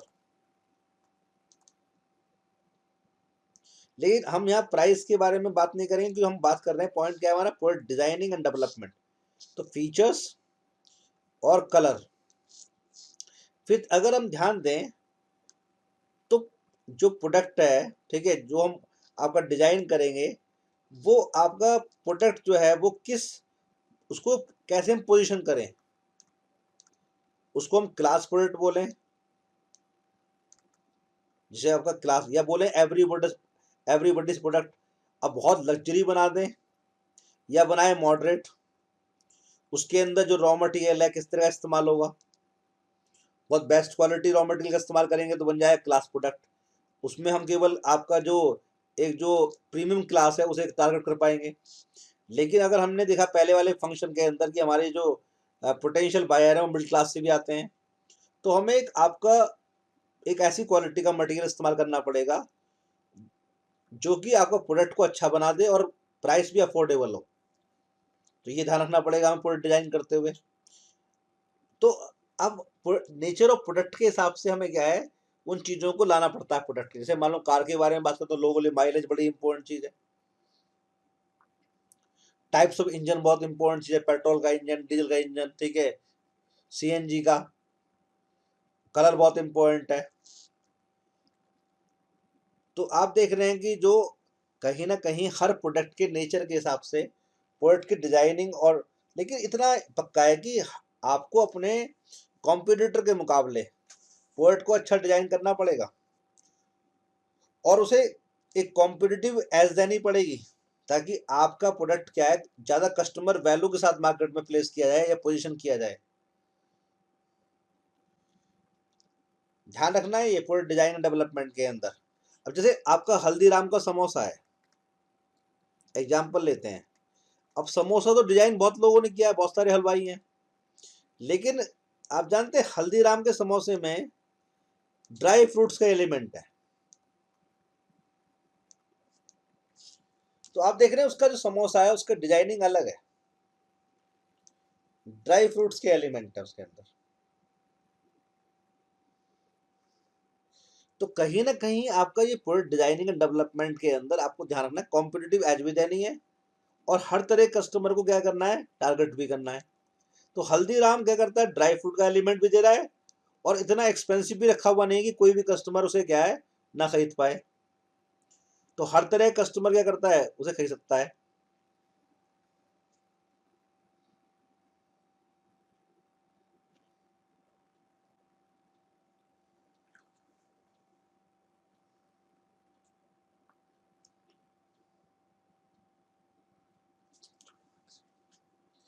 तो इसका मतलब ये है कि कहीं ना कहीं प्रोडक्ट डिजाइनिंग डेवलपमेंट में ये बातें हैं। अब जैसे कि मानो आप जानते हो कि एक कंपनी है एशियन पेंट्स या बहुत सी, अब तो और कंपनियां भी आ गई हैं मार्केट में, जो अब बहुत सी कंपनियां कह रही हैं कि उन्होंने प्रोडक्ट डिजाइन कैसे करा।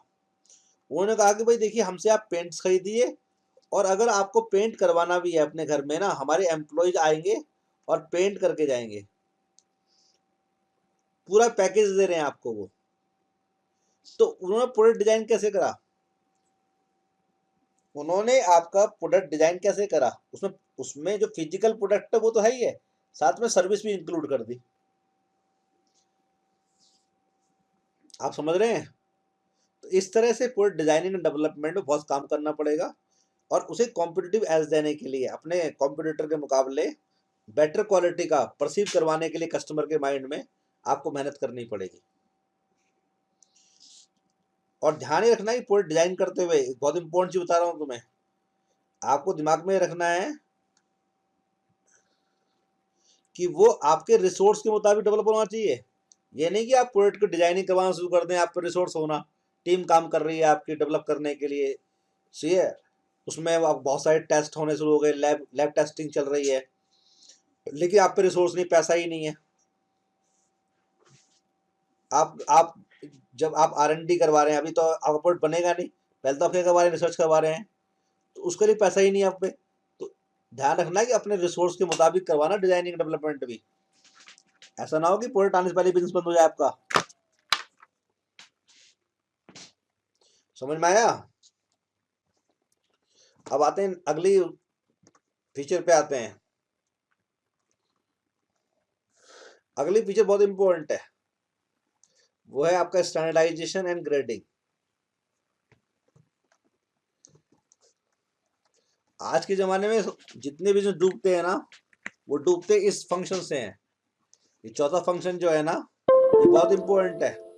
अगर कोई बिजनेस डूबता है ना, समझ जाना कि उसने यहाँ गलती कर रखी है, स्टैंडर्डाइजेशन के अंदर और ग्रेडिंग के अंदर।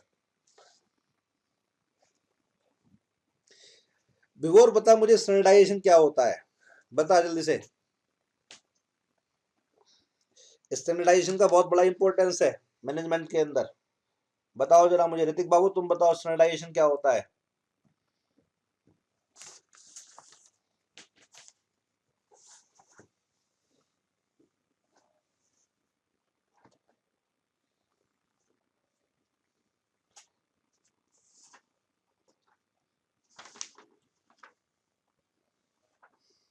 बताओ।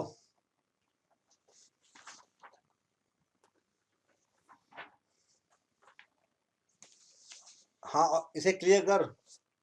अच्छा, मुझे मुझे एक बात बता, मैं जरा इसे क्लियर कर दूं।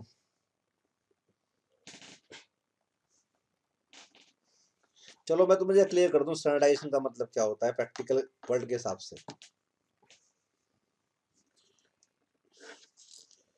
प्रैक्टिकल वर्ल्ड के हिसाब से क्या मतलब है स्टैंडर्डाइजेशन का, समझो इसे।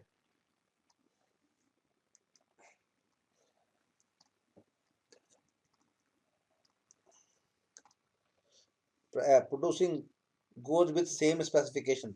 हाँ, कुछ कुछ ऋतिक ने ठीक बताया है। समझिए, ये आपका हमारा ऋतिक है, ऋतिक हमारा। अब ऋतिक कह रहा है कि मैं, ऋतिक की चल रही है फैक्ट्री, ये फैक्ट्री लगा रखी ऋतिक ने। और मान लो ये बना रहा है आपका, ये कहता है कि मैं बना रहा हूँ मोबाइल फोन, लेकिन मोबाइल फोन इसकी लोकल है, लोकल मोबाइल फोन, अभी कोई जानता नहीं मार्केट में, बहुत बड़ा ब्रांड नहीं है इसका। अब नोट कीजिए, एक दिन दिमाग में आता है कि इसके दिमाग में आता है कि मैं अपने मोबाइल फोन की ब्रांडिंग करूं। क्या करूंगा? ब्रांडिंग करूंगा। अभी तो लोग आसपास के जो छोटे मोटे शहर के लोग हैं, गांव के लोग इसके मोबाइल फोन को ले आते हैं और यूज करते हैं, बहुत बड़ी ब्रांडिंग नहीं है। अब ये चाहता है कि इसका मोबाइल फोन जो है नेशनल लेवल पर, इंटरनेशनल लेवल पर इसकी ब्रांडिंग हो जाए। तो कैसे ब्रांडिंग होगी इसकी? अगर मान लो ये जो आपका मोबाइल का नाम दे रहा है जोकिया मोबाइल, तो अगर मान लो इसने ये ब्रांडिंग कर दी, मान लो सपोज करो, अब उसके बाद जब ब्रांडिंग कर रहा था, ना तो इसने अपनी फैक्ट्री की मशीन चेंज की, ना एम्प्लॉय चेंज करे, वही नालायक एम्प्लॉय और वही पुरानी मशीनरी और पुराने लोग काम कर रहे हैं। एक पीस बनाते हैं अच्छा, एक बनाते हैं बुरा। अब जिसने अच्छा पीस खरीदा कस्टमर ने, वो तो बड़ा खुश है, लेकिन जिसके हाथ बुरा पीस लग गया इस कंपनी का, जोकिया मोबाइल का, उसके लिए जोक बन गया वो 100 जगह बुराइयां करेगा कि भाई ये मोबाइल फोन मत लेना, बहुत खराब है। तो मुझे बताओ कि क्या आपका इसका मोबाइल फोन बिकेगा नेशनल लेवल पर, इंटरनेशनल? इसकी जो ब्रांडिंग है चल पाएगी? जोकिया मोबाइल जो है जोक बनकर रह जाएगा। ना तो इसने अपने एम्प्लॉय को ट्रेन करा जो ब्रांडिंग करते हुए, और ना ही मशीन को चेंज करा। इसने ये इंश्योर नहीं किया अपनी ब्रांडिंग करते हुए कि मेरे प्रोडक्ट की हर यूनिट क्या होगी, यूनिफॉर्म, मतलब वो आपका बेस्ट क्वालिटी की होगी। ब्रांडिंग करने जा रहा है, ब्रांडिंग का मतलब क्या होता है कि आपका एक प्रेस्टीज ला रहा है प्रोडक्ट के अंदर, एक रेपुटेशन क्रिएट करने जा रहा है। लेकिन ना तो इसने एम्प्लॉय की जो आपका टीम है उसे ट्रेन करवाया, और ना ही आपका अपने प्लांट को या मशीनरी को एडवांस लेवल पर ले गया है। अब क्या होता है कि कुछ यूनिट अच्छी बनती है, कुछ बुरी बन जाती हैं, लेकिन सब पर नाम क्या आता है, जोकिया मोबाइल। अब जिनके हाथ मान लो अच्छे यूनिट लग गई वो तो खुश हैं बेचारे, और जिनके हाथ बुरी लगी हैं वो इसका नाम खराब कर रहे हैं।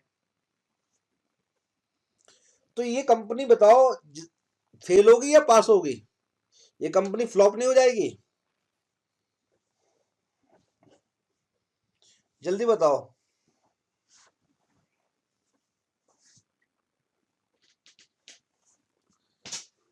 और ये कंपनी फेल क्यों हो रही है?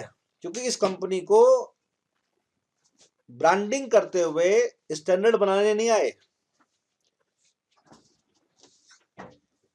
ये कंपनी ये इंश्योर नहीं कर पाई ब्रांडिंग करते हुए कि इसकी मशीन से निकलने वाली हर यूनिट, इसके एम्प्लॉय के हाथ से बनने वाली हर यूनिट एक जैसी अच्छी क्वालिटी की होनी चाहिए, ताकि कस्टमर, अब जो भी मान लो एक कस्टमर ले गया मोबाइल फोन, प्रॉब्लम आ गई, दूसरा कस्टमर आया, अब कह चेक करके दिखाओ, डब्बा खोल के दिखाओ, जबकि आप समझा रहे हो उसे कि ये वही आपका मोबाइल फोन है जो आपका दोस्त ले गया है, लेकिन नहीं, क्योंकि मार्केट में क्या है, मार्केट में ये इंफॉर्मेशन स्प्रेड हो गई है कि भाई ये जो आपका बहुत सारी यूनिट खराब निकल रही है इस मोबाइल फोन की। तो एक कस्टमर बेचारा गरीब कस्टमर चलो आ गया वो लेने के लिए जो किया मोबाइल, तो वो दुकान पे खड़े होकर जोक बना देगा।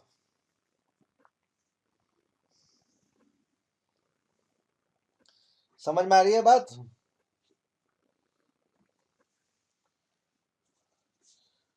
तो इसका मतलब है कि अगर मान लो हम ब्रांडिंग करने जा रहे हैं अपने प्रोडक्ट की, तो पहले हमें स्टैंडर्डाइजेशन करना आना चाहिए। हमें पहले ये इंश्योर करना चाहिए कि हमारे मशीन से और हमारे एम्प्लॉय के हाथों से निकलने वाली हर यूनिट यूनिफॉर्म हो, ठीक है, उसकी पैकेजिंग में कोई डिफरेंस ना आए। नहीं समझ में आया?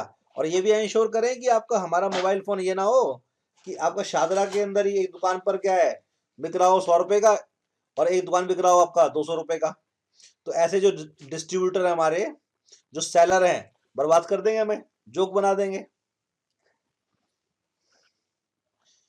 क्योंकि हम ये चीजें इंश्योर नहीं कर पा रहे। तो क्या हम कर पाएंगे स्टैंडर्डाइजेशन? एक मार्केटियर के लिए बहुत बड़ा चैलेंज है। जो ये मार्केटियर ये चीजें मेंटेन नहीं कर पाता, इंश्योर नहीं कर पाता, वो डूबता ही डूबता है। ना तो वो अपने मार्केट के अंदर प्राइसिंग को यूनिफॉर्म कर पाया, ना क्वालिटी को यूनिफॉर्म कर पाया, ना पैकेजिंग को कर पाया।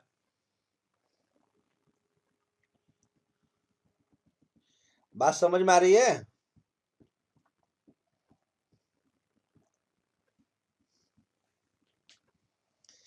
अब अगला पॉइंट है ग्रेडिंग। अच्छा, जब स्टैंडर्डाइजेशन की, वैसे बिफोर स्टैंडर्डाइजेशन ग्रेडिंग में फर्क क्या होता है?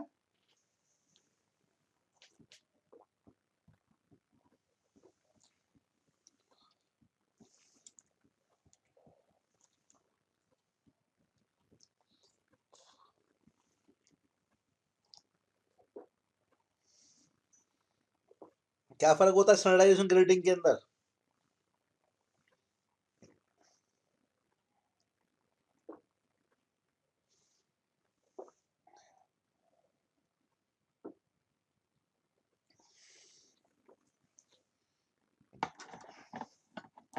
क्या फर्क होता है? देखो, अगर मान लो थोड़ी देर के लिए आप जाओ एक किसान के पास, एक फार्मर के पास जाओ, ध्यान दो, आप एक किसान के पास जाओ, आप हो आपका रिलायंस मोर फ्रेश, ये आपका ब्रांड है, आपका ये स्टोर है, रिलायंस मोर फ्रेश। आप किसान के पास गए और किसान ने कहा जी देखो, ये मैंने आलू प्रोड्यूस किया है और आलू का रेट है होलसेल में आपके लिए 20 रुपए किलो। आपने देखा कि आलू जो उसने प्रोड्यूस किया है, बहुत सारा आलू तो बहुत बड़ा है साइज में, बहुत सारा बहुत छोटा है।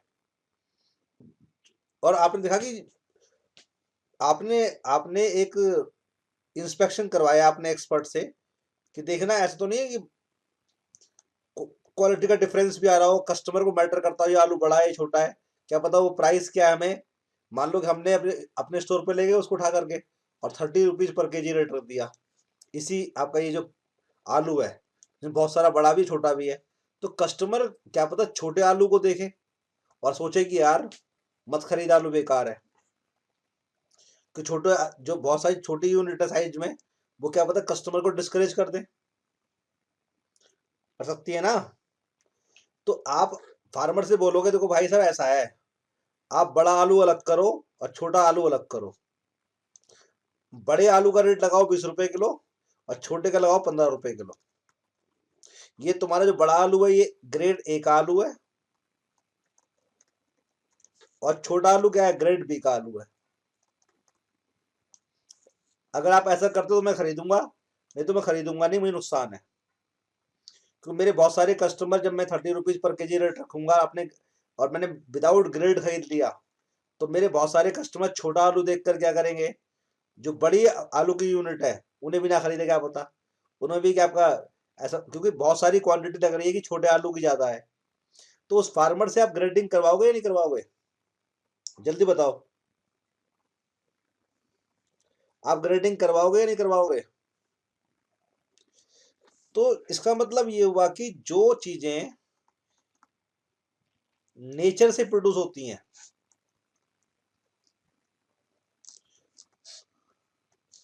जो चीजें हमें कहाँ से मिलती है, नेचर से या मिलती है माइंस से, वो हम कहाँ से, वो उसके हम क्या करवाते हैं, ग्रेडिंग क्या कराते हैं, जैसे आपका एप्पल है, एप्पल ये एक पेड़ है, बहुत सारे एप्पल लगे होंगे, तोड़ लेंगे उन्हें, तोड़ने के बाद भी ग्रेडिंग होगी उनकी। जो कंपनी एप्पल खरीदेगी प्रोड्यूसर से, वो ग्रेडिंग करवाएगी पहले। ये नहीं कि आप सारा, या तो कंपनी कोशिश करेगी कि वो क्या करेगी कि वो जितना भी टोटल क्वांटिटी है बहुत सस्ता खरीदेगी। अगर फार्मर कहता है कि मैं ग्रेडिंग नहीं करूंगा, तो वो क्या करेगी, मिनिमम प्राइस पे खरीदेगी, फिर कंपनी खरीदने के बाद खुद ग्रेडिंग कर देगी। इस तरह से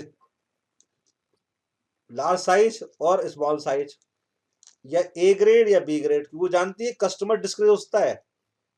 कस्टमर जो है आपका, अगर हमने ग्रेडिंग नहीं की तो प्रॉब्लम होगी। तो ध्यान रखना, ग्रेडिंग बहुत इंपॉर्टेंट है। और मैंने अभी कहा था स्टैंडर्डाइजेशन और ग्रेडिंग दोनों ही आपको आनी चाहिए। अगर आपको ये नहीं आती है तो बिजनेस तो फेल होना ही होना है फिर। बात समझ रहे हैं आप? जैसे आपको ये पता होना चाहिए टीचर ए अच्छा है या बुरा है, आपको ग्रेडिंग पता होनी चाहिए टीचर की। अगर आपको नहीं पता ना, तो समझ लो आप नुकसान खा बैठोगे। स्टूडेंट को भी ग्रेडिंग करनी आनी चाहिए। समझ में आ रहा है? तो ये हमारा पॉइंट कौन सा हुआ? अब ग्रेडिंग करने से टाइम बचता है, इंस्पेक्शन का, इवेल्युएशन का। कस्टमर भी जल्दी माल खरीद लेगा, वो डिस्करेज नहीं होगा, टाइम वेस्ट नहीं करेगा, कंफ्यूज नहीं होगा, उसके माइंड में क्लैरिटी रहेगी, क्वालिटी को लेकर कंफ्यूजन नहीं हो सकती। तो ये बहुत सारे फायदे मिल जाएंगे आपको। और अगर आपने ग्रेडिंग कर दी तो क्या पता ज्यादा कमा भी लें आप। तो ध्यान रखना है, इससे बहुत सारे फायदे मार्केटियर को। तो ये फंक्शन आना चाहिए ठीक से। अगला फंक्शन लेते हैं। अब मैं बीच वाले फंक्शन को छोड़ रहा हूं जानबूझ करके, क्योंकि वो मार्केटिंग मिक्स में रिपीट हो जाएंगे। अब मैं अगला फंक्शन ले रहा हूं। जो अगला फंक्शन ले रहा हूं, वो ले रहा हूं आपका मैं, आपका जो आफ्टर सेल्स सर्विसेज है या कस्टमर सपोर्ट सर्विसेज है, इसको ले रहा हूं। क्योंकि बीच में जो फंक्शन वो बचे हैं, वो सब मार्केटिंग मिक्स के अंदर रिपीट होने हैं। Customer support services. अच्छा, आज के ज़माने में जब हम बात करते हैं मार्केटिंग मैनेजमेंट की, ये मार्केटिंग मैनेजमेंट हमारा ये पॉइंट है जहां हम शुरू करते हैं प्रोडक्शन। हम मार्केट के लिए बनाते हैं प्रोडक्ट, लेकिन मार्केटिंग मैनेजमेंट प्रोडक्ट के बनने से पहले शुरू हो जाता है। अभी बताया था मैंने, gathering and analysing the information. Before you start the production, you start marketing. You try to find out need and wants of the customers. तो इसका मतलब marketing begins even before the production and continues even after the sales. Sales के बाद ही marketing रहती है। आप customer का पीछा कर रहे होते हैं, कस्टमर का पीछा करते हैं और कस्टमर का ख्याल रखते हैं, ध्यान रखते हैं, और देखते हैं कस्टमर परेशान तो नहीं है आपके प्रोडक्ट से। आपने प्रोडक्ट बेच दिया तो ये मान लेना कस्टमर, अब भूल जाओ उसे, तुझे पढ़ाने के बाद भूलूंगा नहीं मैं, तुझे रास्ते मिला करूंगा और देखूंगा कि तुझे मेरी सारी बातें याद हैं या नहीं है। और तुम मुझसे रास्ते में कोई सवाल करेगा ना, मेट्रो के अंदर जाते हो कॉलेज, कि सर मुझे यहाँ प्रॉब्लम आ रही है, तो तुझे जवाब दूंगा कि तुझे ऐसे पढ़ाया था मैंने, इसको ऐसे कर। तो क्या है ये? After sale services. अब ये नहीं 12th पढ़ने के बाद या कॉलेज पढ़ने के बाद मैं तुझे भूल जाऊंगा, तो मुझसे कॉलेज क्या पता आगे कॉलेज में पढ़ने भी आए। समझ में आया? कहा कि ब्रांडिंग अभी मार्केटिंग मिक्स में आ जाएगी, रिपीट नहीं करेंगे दोबारा से। तो आफ्टर सेल सर्विस का मतलब क्या है? कि मैं एक कस्टमर केयर बनाऊं, और कस्टमर केयर के थ्रू जो कस्टमर की ग्रीवेंसेस है, कस्टमर की जो कंप्लेंट है, जो उनकी टेक्निकल मुझे हेल्प करनी है, जो मुझे मेंटेनेंस सर्विस देनी है, वो सब मैं उनको दूं। क्योंकि मेरे कस्टमर जितने मुझसे खुश होंगे ना, उतना ही मेरे कॉम्पिटिटर मुझसे दुखी होंगे। क्या होंगे? मेरे कॉम्पिटिटर क्या होंगे? दुखी। क्यों? मेरे जो कस्टमर हैं, they become my brand ambassador. अगर मैं उनको सेटिस्फाई रखूंगा अपनी आफ्टर सेल सर्विस के थ्रू, तो they can become my brand ambassadors.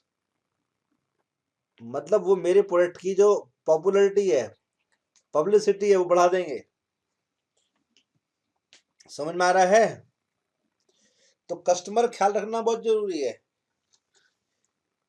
If you look after your customers, then they will look after you, and when they will look after you, then you will look after your shareholders। तो बहुत बड़ा relation है। तो customer support service का मतलब होता है कि माल बेचने के बाद कस्टमर को भूलना नहीं है। कस्टमर का पीछा आप करें, कस्टमर आपका पीछा ना करे। अब कस्टमर आपके पीछे आने लगा, ये मार्केटियर और ये कस्टमर, तो ये गलत ट्रेंड है। उसको प्रॉब्लम आ रही है, आपको पीछा कर रहा है, आप उसके हाथ ही नहीं आ रहे। ट्रेंड ऐसा होना चाहिए, आप मार्केटियर और ये कस्टमर, आप पीछा कर रहे हैं उसका, आप उसे फोन कर रहे हैं, बार बार उससे फॉलो अप कर रहे हैं, फीडबैक ले रहे हैं अपने प्रोडक्ट के बारे में। अगर ऐसा करेंगे ना, तो वो आपके लिए रिपीट सेल्स लाएगा, आपके लिए न्यू कस्टमर्स जनरेट करेगा, आपके मार्केट के होराइजन्स बढ़ा देगा। समझ में आया? तुम मुझसे पढ़ने क्यों आया है? कस्टमर सपोर्ट सर्विस की वजह से आया है। जो तेरा दोस्त है वो मुझसे पढ़ा, तो उसे पता है कि सर का कस्टमर सपोर्ट सर्विस अच्छा है। जो ग्रीवेंस हैंडलिंग है, जो कंप्लेंट हैंडलिंग है, जो प्रॉब्लम आती से बताते हैं, तो वो देख रहा है कि अब मैंने उससे नहीं कहा, उसने खुद कहा मुझसे पढ़ ले, तो ये कस्टमर सपोर्ट सर्विस है। तो हमने मार्केटिंग के ये फंक्शन कर लिए हैं, क्योंकि जो बाकी चीजें हैं वो मार्केटिंग मिक्स में आनी है, तो उनको फिर यहाँ इंक्लूड कर सकते हैं बाद में। नहीं तो मैं यहाँ भी कराऊंगा, वहां भी कराऊंगा, वहां डिटेल में कराऊंगा, तो यहाँ अपने आप आ जाएंगी। समझ में आया? अब आते हैं अगले सवाल पर आते हैं।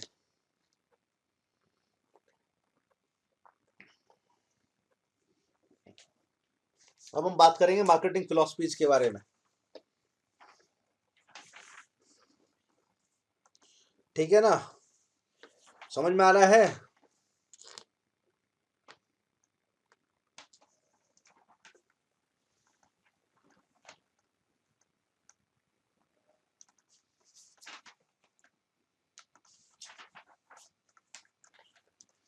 ये मार्केटिंग फिलोसफी अभी करा दूं, या थके तो नहीं हो अभी? कौन कौन है चैट में? थके तो नहीं हो? अगर थके हो तो फिर बाद में कराऊं? जल्दी बताओ, मार्केटिंग फिलोसफी अभी कराऊं?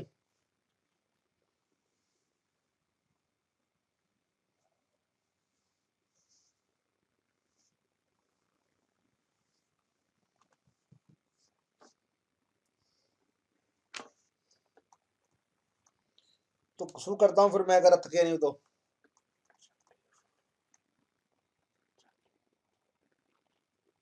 चलिए, तो पढ़ लो फिर। मार्केटिंग फिलोसफी कर लो।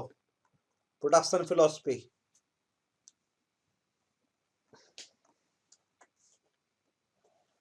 प्रोडक्ट फिलोसफी, सेलिंग फिलोसफी,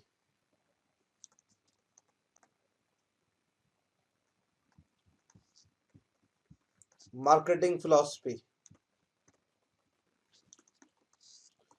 और साइटल फिलोसफी। इनको कंसेप्ट भी बोलते हैं। मतलब मार्केटिंग फिलोसफीज को मार्केटिंग कंसेप्ट भी कहते हैं और मार्केट ओरिएंटेशन भी कहते हैं। अच्छा, मुझे एक बात बताओ, आज का जमाना तो बहुत मॉडर्न हो गया है। अच्छा, अगर हम यहाँ से अभी 100 साल पहले जाएं, 100 साल पहले की बात करते हैं, तो उस समय जो मार्केटियर हुआ करते थे, वो उनकी फिलॉसफी, उनकी परसेप्शन क्या थी मार्केट के बारे में, उनकी थिंकिंग क्या थी, वो किस फिलॉसफी से काम करते थे, उनकी सोच क्या थी, उनके दिमाग में। जब हम प्रोडक्शन फिलॉसफी पढ़ते हैं, तो उसमें मार्केटियर के दिमाग में ये रहता था कि जो कस्टमर है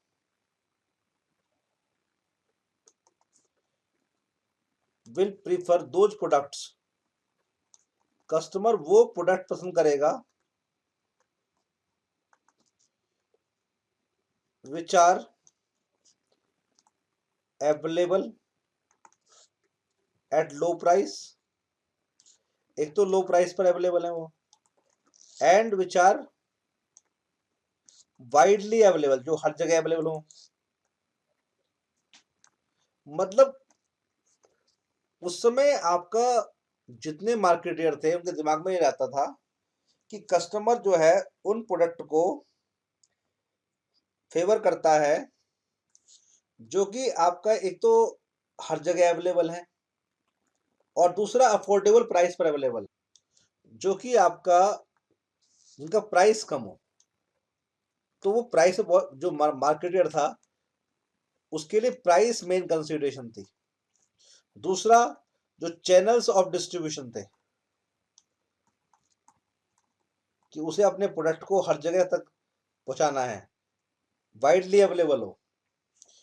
तो जब उसके दिमाग में कस्टमर की, वो सोचता था कस्टमर, मतलब उसकी फिलॉसफी में कस्टमर के बारे में ये सोच थी कि कस्टमर जो है सस्ते प्रोडक्ट को पसंद करता है और उस प्रोडक्ट को जो हर जगह मिल जाए उसे।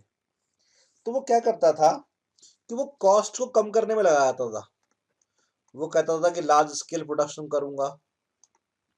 जो हमारा मार्केटियर था वो अपने प्रोडक्शन के स्केल को बढ़ा करके जो पर यूनिट कॉस्ट है वो कम करता था।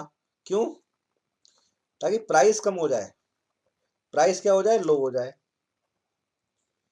तो वो क्या करता था कि अपने प्रोडक्शन के स्केल को बढ़ाता कॉस्ट कम करने के लिए, ताकि वो आपका कस्टमर को प्रोडक्ट क्या है लो प्राइस पर दे सके।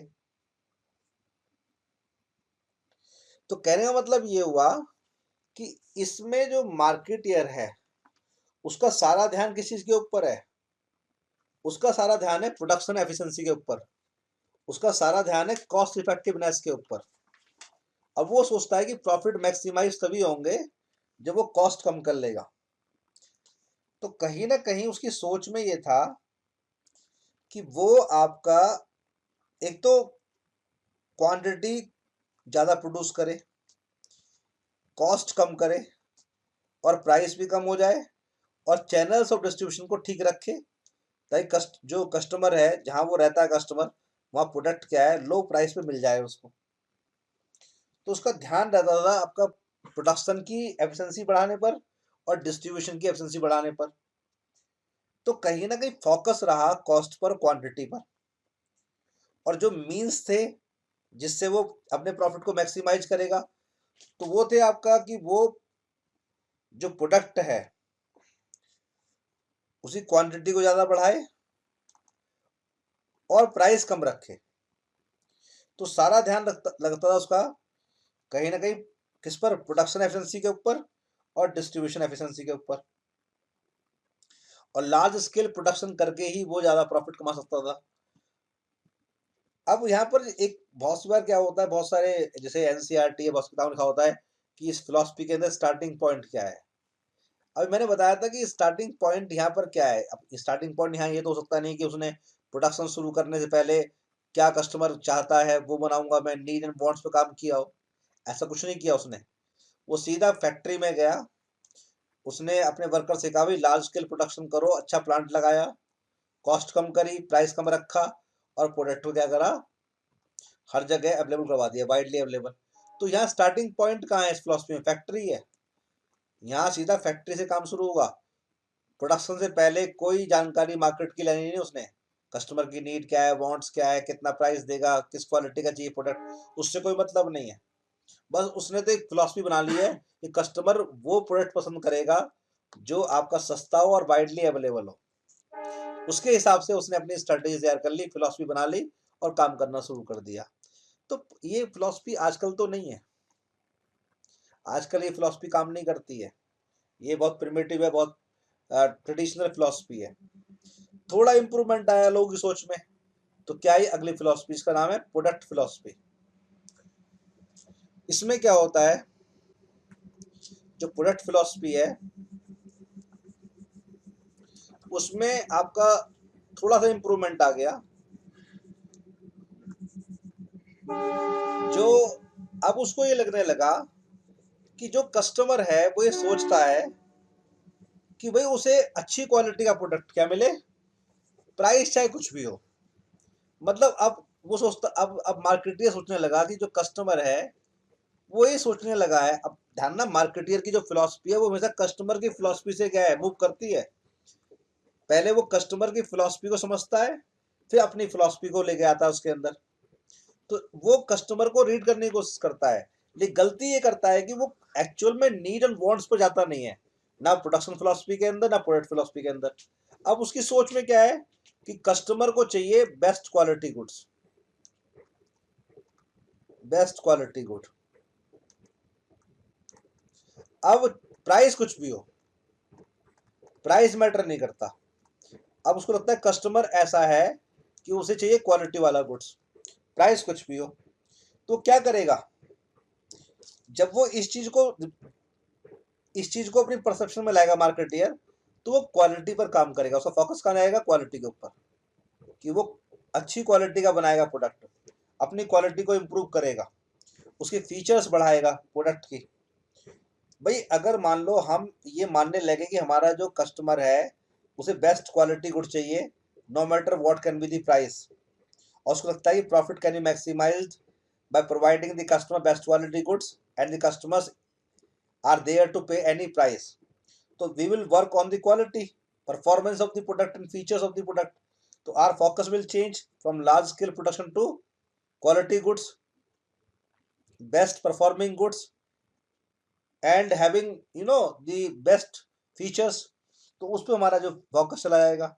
लेकिन यहाँ हम किस रास्ते जाएं, अगर हमें प्रोडक्ट फिलोसफी में काम करना हो तो हमें लगातार इंप्रूवमेंट करने पड़ेंगे, कॉन्टिन्यूस इंप्रूवमेंट प्रोडक्ट के अंदर, उसके फीचर्स पर काम करना पड़ेगा लगातार, उसकी जो जो उसमें प्रोडक्ट में इंप्रूवमेंट है, फीचर्स पे काम करना, उसकी क्वालिटी को और इम्प्रूव करना।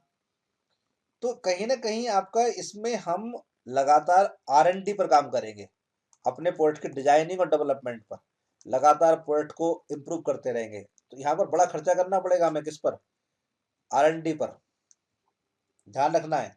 तो हमें पता लग गया कि हमारा जो प्रॉफिट है मैक्सिमाइज तभी होगा जब प्रोडक्ट क्वालिटी के इंप्रूवमेंट आएंगे। हमारा जो एम है वो कभी कब मीट होगा, जब हम बेस्ट क्वालिटी गुड्स बनाएंगे। अब यहाँ पर सवाल उठता ये है कि यहाँ स्टार्टिंग पॉइंट क्या है फिर।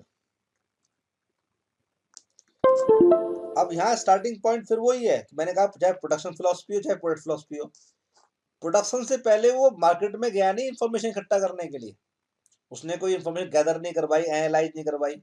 बस उसने एक देखा कि भाई जो कस्टमर है वो चाहता है बेस्ट क्वालिटी प्रोडक्ट लेना, बस दिमाग में ये रहा। बस उसने नीड एंड वांट को क्या है, स्टडी नहीं करवाया।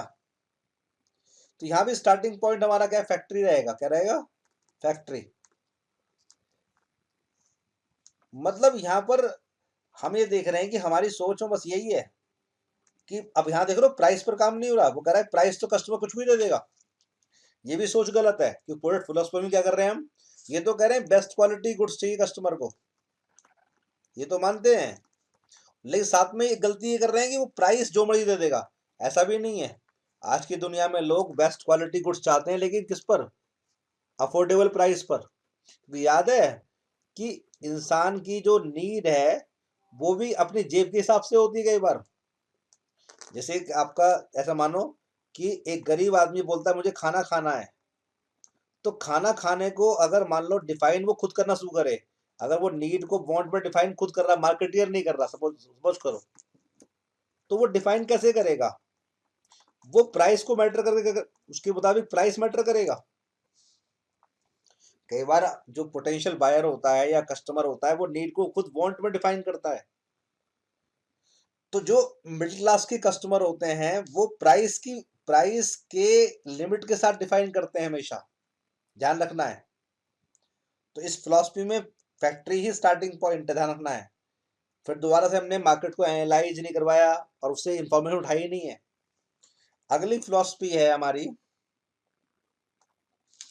अगली फिलॉसफी हमारी है सेलिंग फिलॉसफी। सेलिंग फिलॉसफी क्या है, एक टीचर ऐसा है, एक टीचर व्यूअर ऐसा है जिसे मैं जानता हूं, यही पढ़ाता है मानसो पार्क के अंदर ही। वो क्या करता है, वो कहता है जो मैं पढ़ाता हूँ ना सबसे अच्छा वही है, जो मैं पढ़ाता हूँ सबसे अच्छा वही है, बच्चों में पढ़ाता हूँ उससे बढ़िया कोई पढ़ाता नहीं है। और जैसे मैं पढ़ाता हूँ ना वैसे ही पढ़ना ठीक है। ना तो वो कोई पढ़ाते हुए पूछता भाई क्लियर है, समझ में आ गया है या नहीं है। बस वो कहता है जो मैं पढ़ा दूँ ना वो आ ही जाएगा। वो कहता है कि जो मैं बोलूंगा ना, ठीक है, वो बच्चों को समझा ही दूंगा। चाहे मैं गलत पढ़ा रहा हूँ ना, गलत को भी ठीक कर दूंगा। ऐसा टीचर है। सेलिंग फिलॉसफी में क्या होता है, हम ये मान चलते हैं कि जो प्रोडक्ट हम बना रहे हैं, ना तो हमें क्वालिटी से मतलब, ना हमें लार्ज स्केल प्रोडक्शन से मतलब, हमारा ध्यान यहाँ भी नहीं है। हम तो ये कहते हैं जो हम बनाएंगे ना वो हम बेच देंगे। हम कन्विंस कर देंगे कस्टमर को कि हमारा जो प्रोडक्ट है ना, कस्टमर कस्टमर पर ध्यान देना बिल्कुल नहीं है। It is seller oriented approach. Seller बहुत ओवर कॉन्फिडेंट है यहाँ पर। वो कह रहा है जो बना दूंगा वो बेच दूंगा। ठीक है ना। तो इसमें क्या है कि सेलर ये मानता है कि भाई चाहे कितना भी पुअर क्वालिटी गुड हो, लेकिन उसको अच्छे एडवर्टाइजमेंट से, अच्छी सेल्स प्रमोशन से, अच्छी पर्सनल सेलिंग से हम बेच सकते हैं।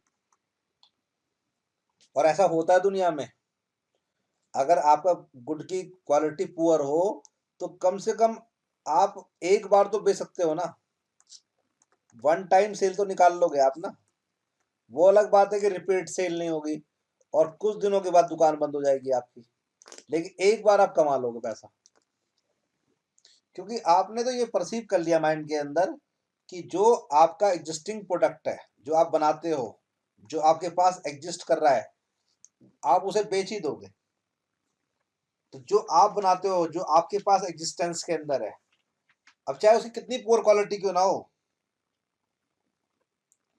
वो आप बेच ही दोगे। आपको बड़ा विश्वास है अपने ऊपर कि आप कस्टमर को अट्रैक्ट कर ही लोगे अपने ऐड के थ्रू, या सेल्स प्रमोशन के थ्रू, या आपका पर्सनल सेलिंग के थ्रू।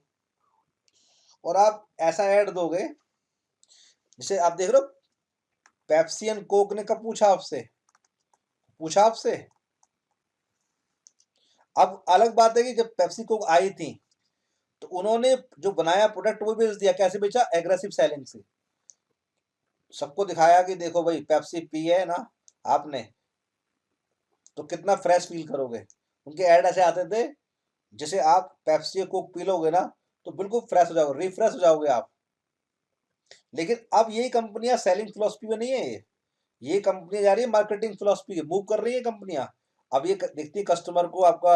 आप जानते डाइट कोक आई बाद में, बहुत सारे नए प्रोडक्ट आए जिनमें क्या आपका शुगर फ्री प्रोडक्ट इनके आ गए। पैकेजिंग को बदला इन्होंने, उसमें केमिकल्स कम कर दिए। आप देख रहे हैं ना, बहुत सारे नए तरह के प्रोडक्ट आए हैं जो कि आपका कहीं ना कहीं आपका वो, अब जो लोग हिंदुस्तान के अंदर लोग लिटरेसी लेवल बढ़ गया, लोग हेल्थ कॉन्शियस हो गए। और बहुत सारे जो हमारे नॉन प्रॉफिट ऑर्गेनाइजेशन है जो कंज्यूमर एक्सप्लॉयटेशन कम कराते हैं, उन्होंने अवेयरनेस लेकर आए। तो इन कंपनियों को लगा कि अब सेलिंग फिलोसफी काम नहीं करेगी। अगर हम एग्रेसिव सेलिंग पर गए तो उसको काउंटर करने के लिए नॉन प्रॉफिट ऑर्गेनाइजेशन है, बहुत सारी लैब हैं जहाँ टेस्टिंग होती है प्रोडक्ट की। तो लेकिन ये पहले यही मानते रहे कि कस्टमर को कुछ भी बेच देंगे ये। और ऐसे ऐड बनाते थे कि एक्टर पहाड़ों से कूदता था। सलमान खान गया है समुद्र में, गया है आपका, ठीक है, राफ्टिंग करके, ठीक है, पकड़ रहा है बोतल को। अगर आपने कोशिश की तो आप गए।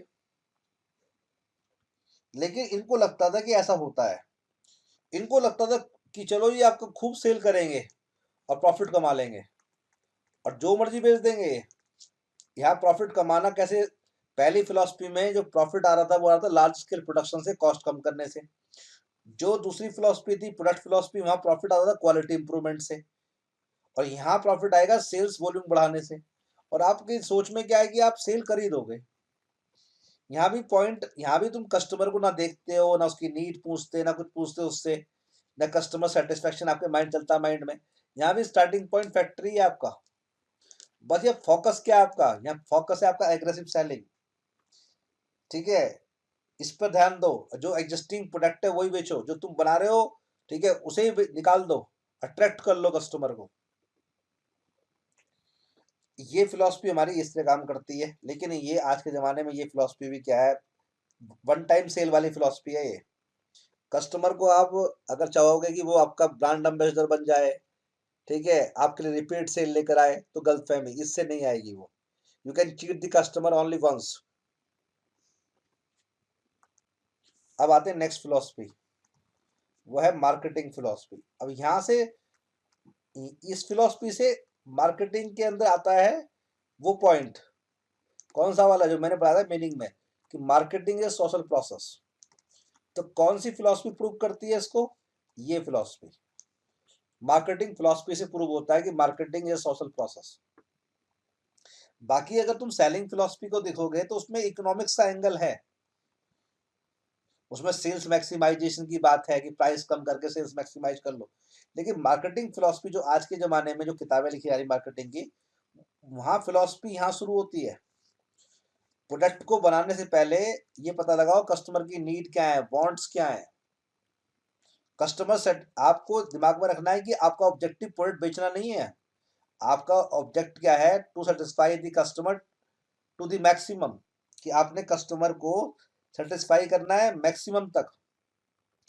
ये फिलॉसफी ये मानती है कि आपने वन टाइम सेल करने के लिए आप मार्केट में नहीं आए हो, आप कोई ओकेशनल सेलर नहीं हो, आप ट्रेड फेयर में नहीं आए हो, आपने अरबों रुपए लगाए हैं अपने सेटअप में, और आपको एक लॉन्ग स्टैंडिंग चाहिए मार्केट में, एक मार्केट शेयर बनाना है आपने। You are doing a serious business, आपने एक सीरियस बिजनेस करना है। तो ये फिलॉसफी ऐसे लोगों के लिए होती है। और यहाँ पर शुरुआत ही होती है कस्टमर की नीड जानने से, और सोच ये होती है कि कस्टमर को देना है मैक्सिमम सेटिस्फेक्शन देना है, उसकी नीड को आइडेंटिफाई करना। और हम सोचते हैं कि हम नीड को सेटिस्फाई भी करेंगे कॉम्पिटिटर्स के मुकाबले अच्छी तरीके से, कस्टमर वैल्यू लेके आना।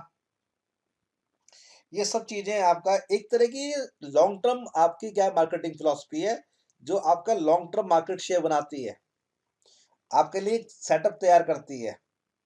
ध्यान रखना है, इसमें कस्टमर नीड्स पर काम होता है हमारा फोकस जो होता है। और हम रेगुलर क्या है मार्केट इंफॉर्मेशन गैदर करते हैं, उसको एनालाइज करवाते रहते हैं, R&D पैसा लगाते हैं बहुत ज्यादा। लेकिन R&D हम वाली नहीं है क्वालिटी इंप्रूवमेंट वाली जो हम पढ़ रहे थे प्रोडक्ट फिलॉसफी वाली। यहाँ R&D बहुत कॉम्प्रिहेंसिव है। यहाँ हम नई प्रोडक्ट भी बनाएंगे, यहाँ हम कॉस्ट, यहाँ हमारी जो R&D है वो कॉस्ट पर भी होगी, प्रोडक्ट डिजाइनिंग पर भी होगी। और यहाँ हम क्वेश्चनर भरवाएंगे कस्टमर से उनकी नीड जानने के लिए, उन्हें और क्या चाहिए प्रोडक्ट के अंदर। ये सब चीजें ध्यान रखनी पड़ेंगी हमें इसके अंदर। मतलब एक तरह का ये जो ये फिलॉसफी है इंटीग्रेटेड है, इसे बहुत चीजें जोड़नी पड़ेंगी हमें। हमें प्रोडक्ट पे ध्यान देना पड़ेगा, प्राइस पे ध्यान देना पड़ेगा, अपना फिजिकल जो डिस्ट्रीब्यूशन नेटवर्क है उस पर ध्यान देना पड़ेगा। तो यहाँ प्रोडक्ट है, प्राइस, मतलब अगर देखा जाए तो ये फिलॉसफी पूरी मार्केटिंग मिक्स के एलिमेंट को लेके चलेगी। यही फिलॉसफी है जो मार्केटिंग मिक्स के हर एलिमेंट पर ध्यान देगी, चाहे वो चाहे वो प्रोडक्ट हो, चाहे वो प्राइस हो, चाहे प्रमोशन हो, चाहे वो प्लेस हो। और यहाँ पे जो प्रॉफिट आप कमाओगे आपके वो कस्टमर सेटिस्फेक्शन के थ्रू आएगा। अगर कस्टमर को सेटिस्फाई कर पाए आप तो तभी प्रॉफिट मिलेगा आपको। तो आपकी फिलॉसफी बड़ी एथिकल हो गई है, ध्यान रखना। और ये फिलॉसफी शुरू होती है फैक्ट्री से नहीं, मार्केट से, पोटेंशियल बायर से, उनको उनकी नीड्स को समझ करके, उनसे इंफॉर्मेशन लेकर के। तो पांचवी फिलॉसफी जो है थोड़ा इंप्रूवमेंट है इसके अंदर, उसे बोलते हैं सोसाइटल फिलॉसफी। जितने भी एलिमेंट मार्केटिंग फिलॉसफी के अंदर है वो सारे इसके अंदर है, वो सारे सोसाइटल के अंदर भी हैं। एक्स्ट्रा एलिमेंट क्या है? एक्स्ट्रा एलिमेंट ये है कि इसमें आपको कस्टमर की नीड तो सेटिस्फाई करनी करनी है, लेकिन आपको सोसाइटी के वेलबींग को बढ़ाना है, सोसाइटी के वेलफेयर को भी इंक्रीज करना है। मतलब आपका जो प्रोडक्ट है, जैसे आपका प्रोडक्ट आप कंज्यूम कर लेते हो, क्या मतलब है? ये फिलॉसफी कैसे बनाई है? बनाई फिलिप कोटलर ने। इसका जो प्रोपाउंडर है वो कौन है? Philip Kotler. उसने क्या सोचा है, उसने कहा कि जब कोई प्रोडक्ट इस्तेमाल हो गया तो उसका जो रेसिड्यू होता है, उसकी जो पैकेजिंग होती है, डब्बे होते हैं खाली, जो वेस्ट निकलता है। अब केवल क्या होता है, कुछ प्रोडक्ट जब खत्म हो जाते हैं, यूज में आ जाते हैं, तो उनका जो रेसिड्यू होता है, उनका जो स्क्रैप होता है, उनकी जो पैकेजिंग होती है, वो क्या करती है कि जब उसको आप थ्रो करते हो या थ्रेश करते हो, ठीक है, तो वो क्या करती है कि कहीं ना कहीं सोसाइटी को नुकसान कर सकती है। जैसे पॉलिथीन के अंदर अभी देखो, देखो मिल्क जो है वो अभी भी सप्लाई होता है पॉलिथीन के अंदर। अब दूध आपने इस्तेमाल कर लिया, पॉलिथीन फेंक देते हो आप। तो मुझे बताओ कि जो ये कंपनियां हैं जो दूध बना रही हैं और सप्लाई करती है पॉलिथीन के अंदर, वो इस फिलॉसफी फॉलो कर रही हैं? आप जानते हैं जो पॉलिथीन है बहुत ही आपका पॉइजनस, इसमें ये आपका मटेरियल है, बहुत डेंजरस मटेरियल है। और ये बहुत, मतलब अगर आप पॉलिथीन फेंक दें और वो आपको, आप जानते हैं कभी खत्म नहीं होती पॉलिथीन, उसका जो सही डिस्पोजल होना जरूरी है। नहीं तो वो क्या करेगी कि आपका कहीं मिट्टी में पॉइजन ले आएगी। जैसे मान लो कि आप, ये जगह है दिल्ली के अंदर, बहुत सारे एनिमल्स खा लेंगे। तो एक जगह है, मान लेते हैं, यहाँ आपने पॉलिथीन के बहुत सारे रेसिडुअल फेंक दिए और यहाँ कुछ उगाया, मान लेते हैं उगाया, तो जो उगेगा वो पॉइजनस ही होगा।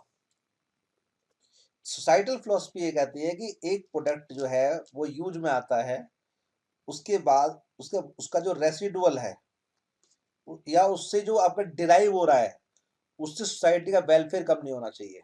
जैसे मान लो हम आपका, अब जाने जाने वाले हैं, आपका इलेक्ट्रॉनिक जो कार है वो आने वाली है। तो मुझे बताओ कि कहीं ना कहीं जो आपका डीजल कार है, पेट्रोल कार है, उसके मुकाबले जो हमारा इलेक्ट्रॉनिक कार आएंगी वो सोसाइटी का वेलफेयर ज़्यादा बढ़ाएंगी, वो एनवायरनमेंट कम पॉल्यूट करेंगी। समझ रहे हैं आप? तो इको कार का जो आपका कंसेप्ट आएगा अभी, वो आप देख रहे हैं कहीं ना कहीं सोसाइटी के वेलबींग के लिए आ रहा है। तो इसमें आपका हमारा प्रॉफिट मैक्सिमाइज कैसे होगा? एक तो कस्टमर सेटिस्फैक्शन, दूसरा सोशल वेलफेयर पे ध्यान देना हमने। इसमें हमारे इस फिलॉसफी के अंदर हमारा दिमाग मार्केट के ऊपर भी है, सोसाइटी के ऊपर भी है। तो बड़ी कॉम्प्रिहेंसिव है ये, आप समझ रहे हैं? जैसे हम लेके आ रहे हैं अभी, आप जानते हैं कि जब हम आपका पावर जनरेट करते हैं, पावर जनरेशन होती है, तो उसमें कोल का इस्तेमाल होता है। अब कोल का इस्तेमाल जब होता है तो उसमें एनवायरनमेंट पॉल्यूट होता है। अगर हम सोलर सिस्टम पर गए पावर जनरेशन के लिए, तो वो कौन सी फिलॉसफी में आ जाएगा? सोसाइटल फिलॉसफी के अंदर। तो ये फिलॉसफी सबसे बेस्ट फिलॉसफी है, लेकिन इसके लिए हमें काफी काम करना पड़ता है। R&D पर बहुत बड़ा एक बजट रखना पड़ेगा, एक्सपेंस करना पड़ेगा मार्केटियर को। तो ये जो फिलॉसफी इसमें बेस्ट फिलॉसफी है, जो आज के टाइम की फिलॉसफी है। आपको समझ में आया?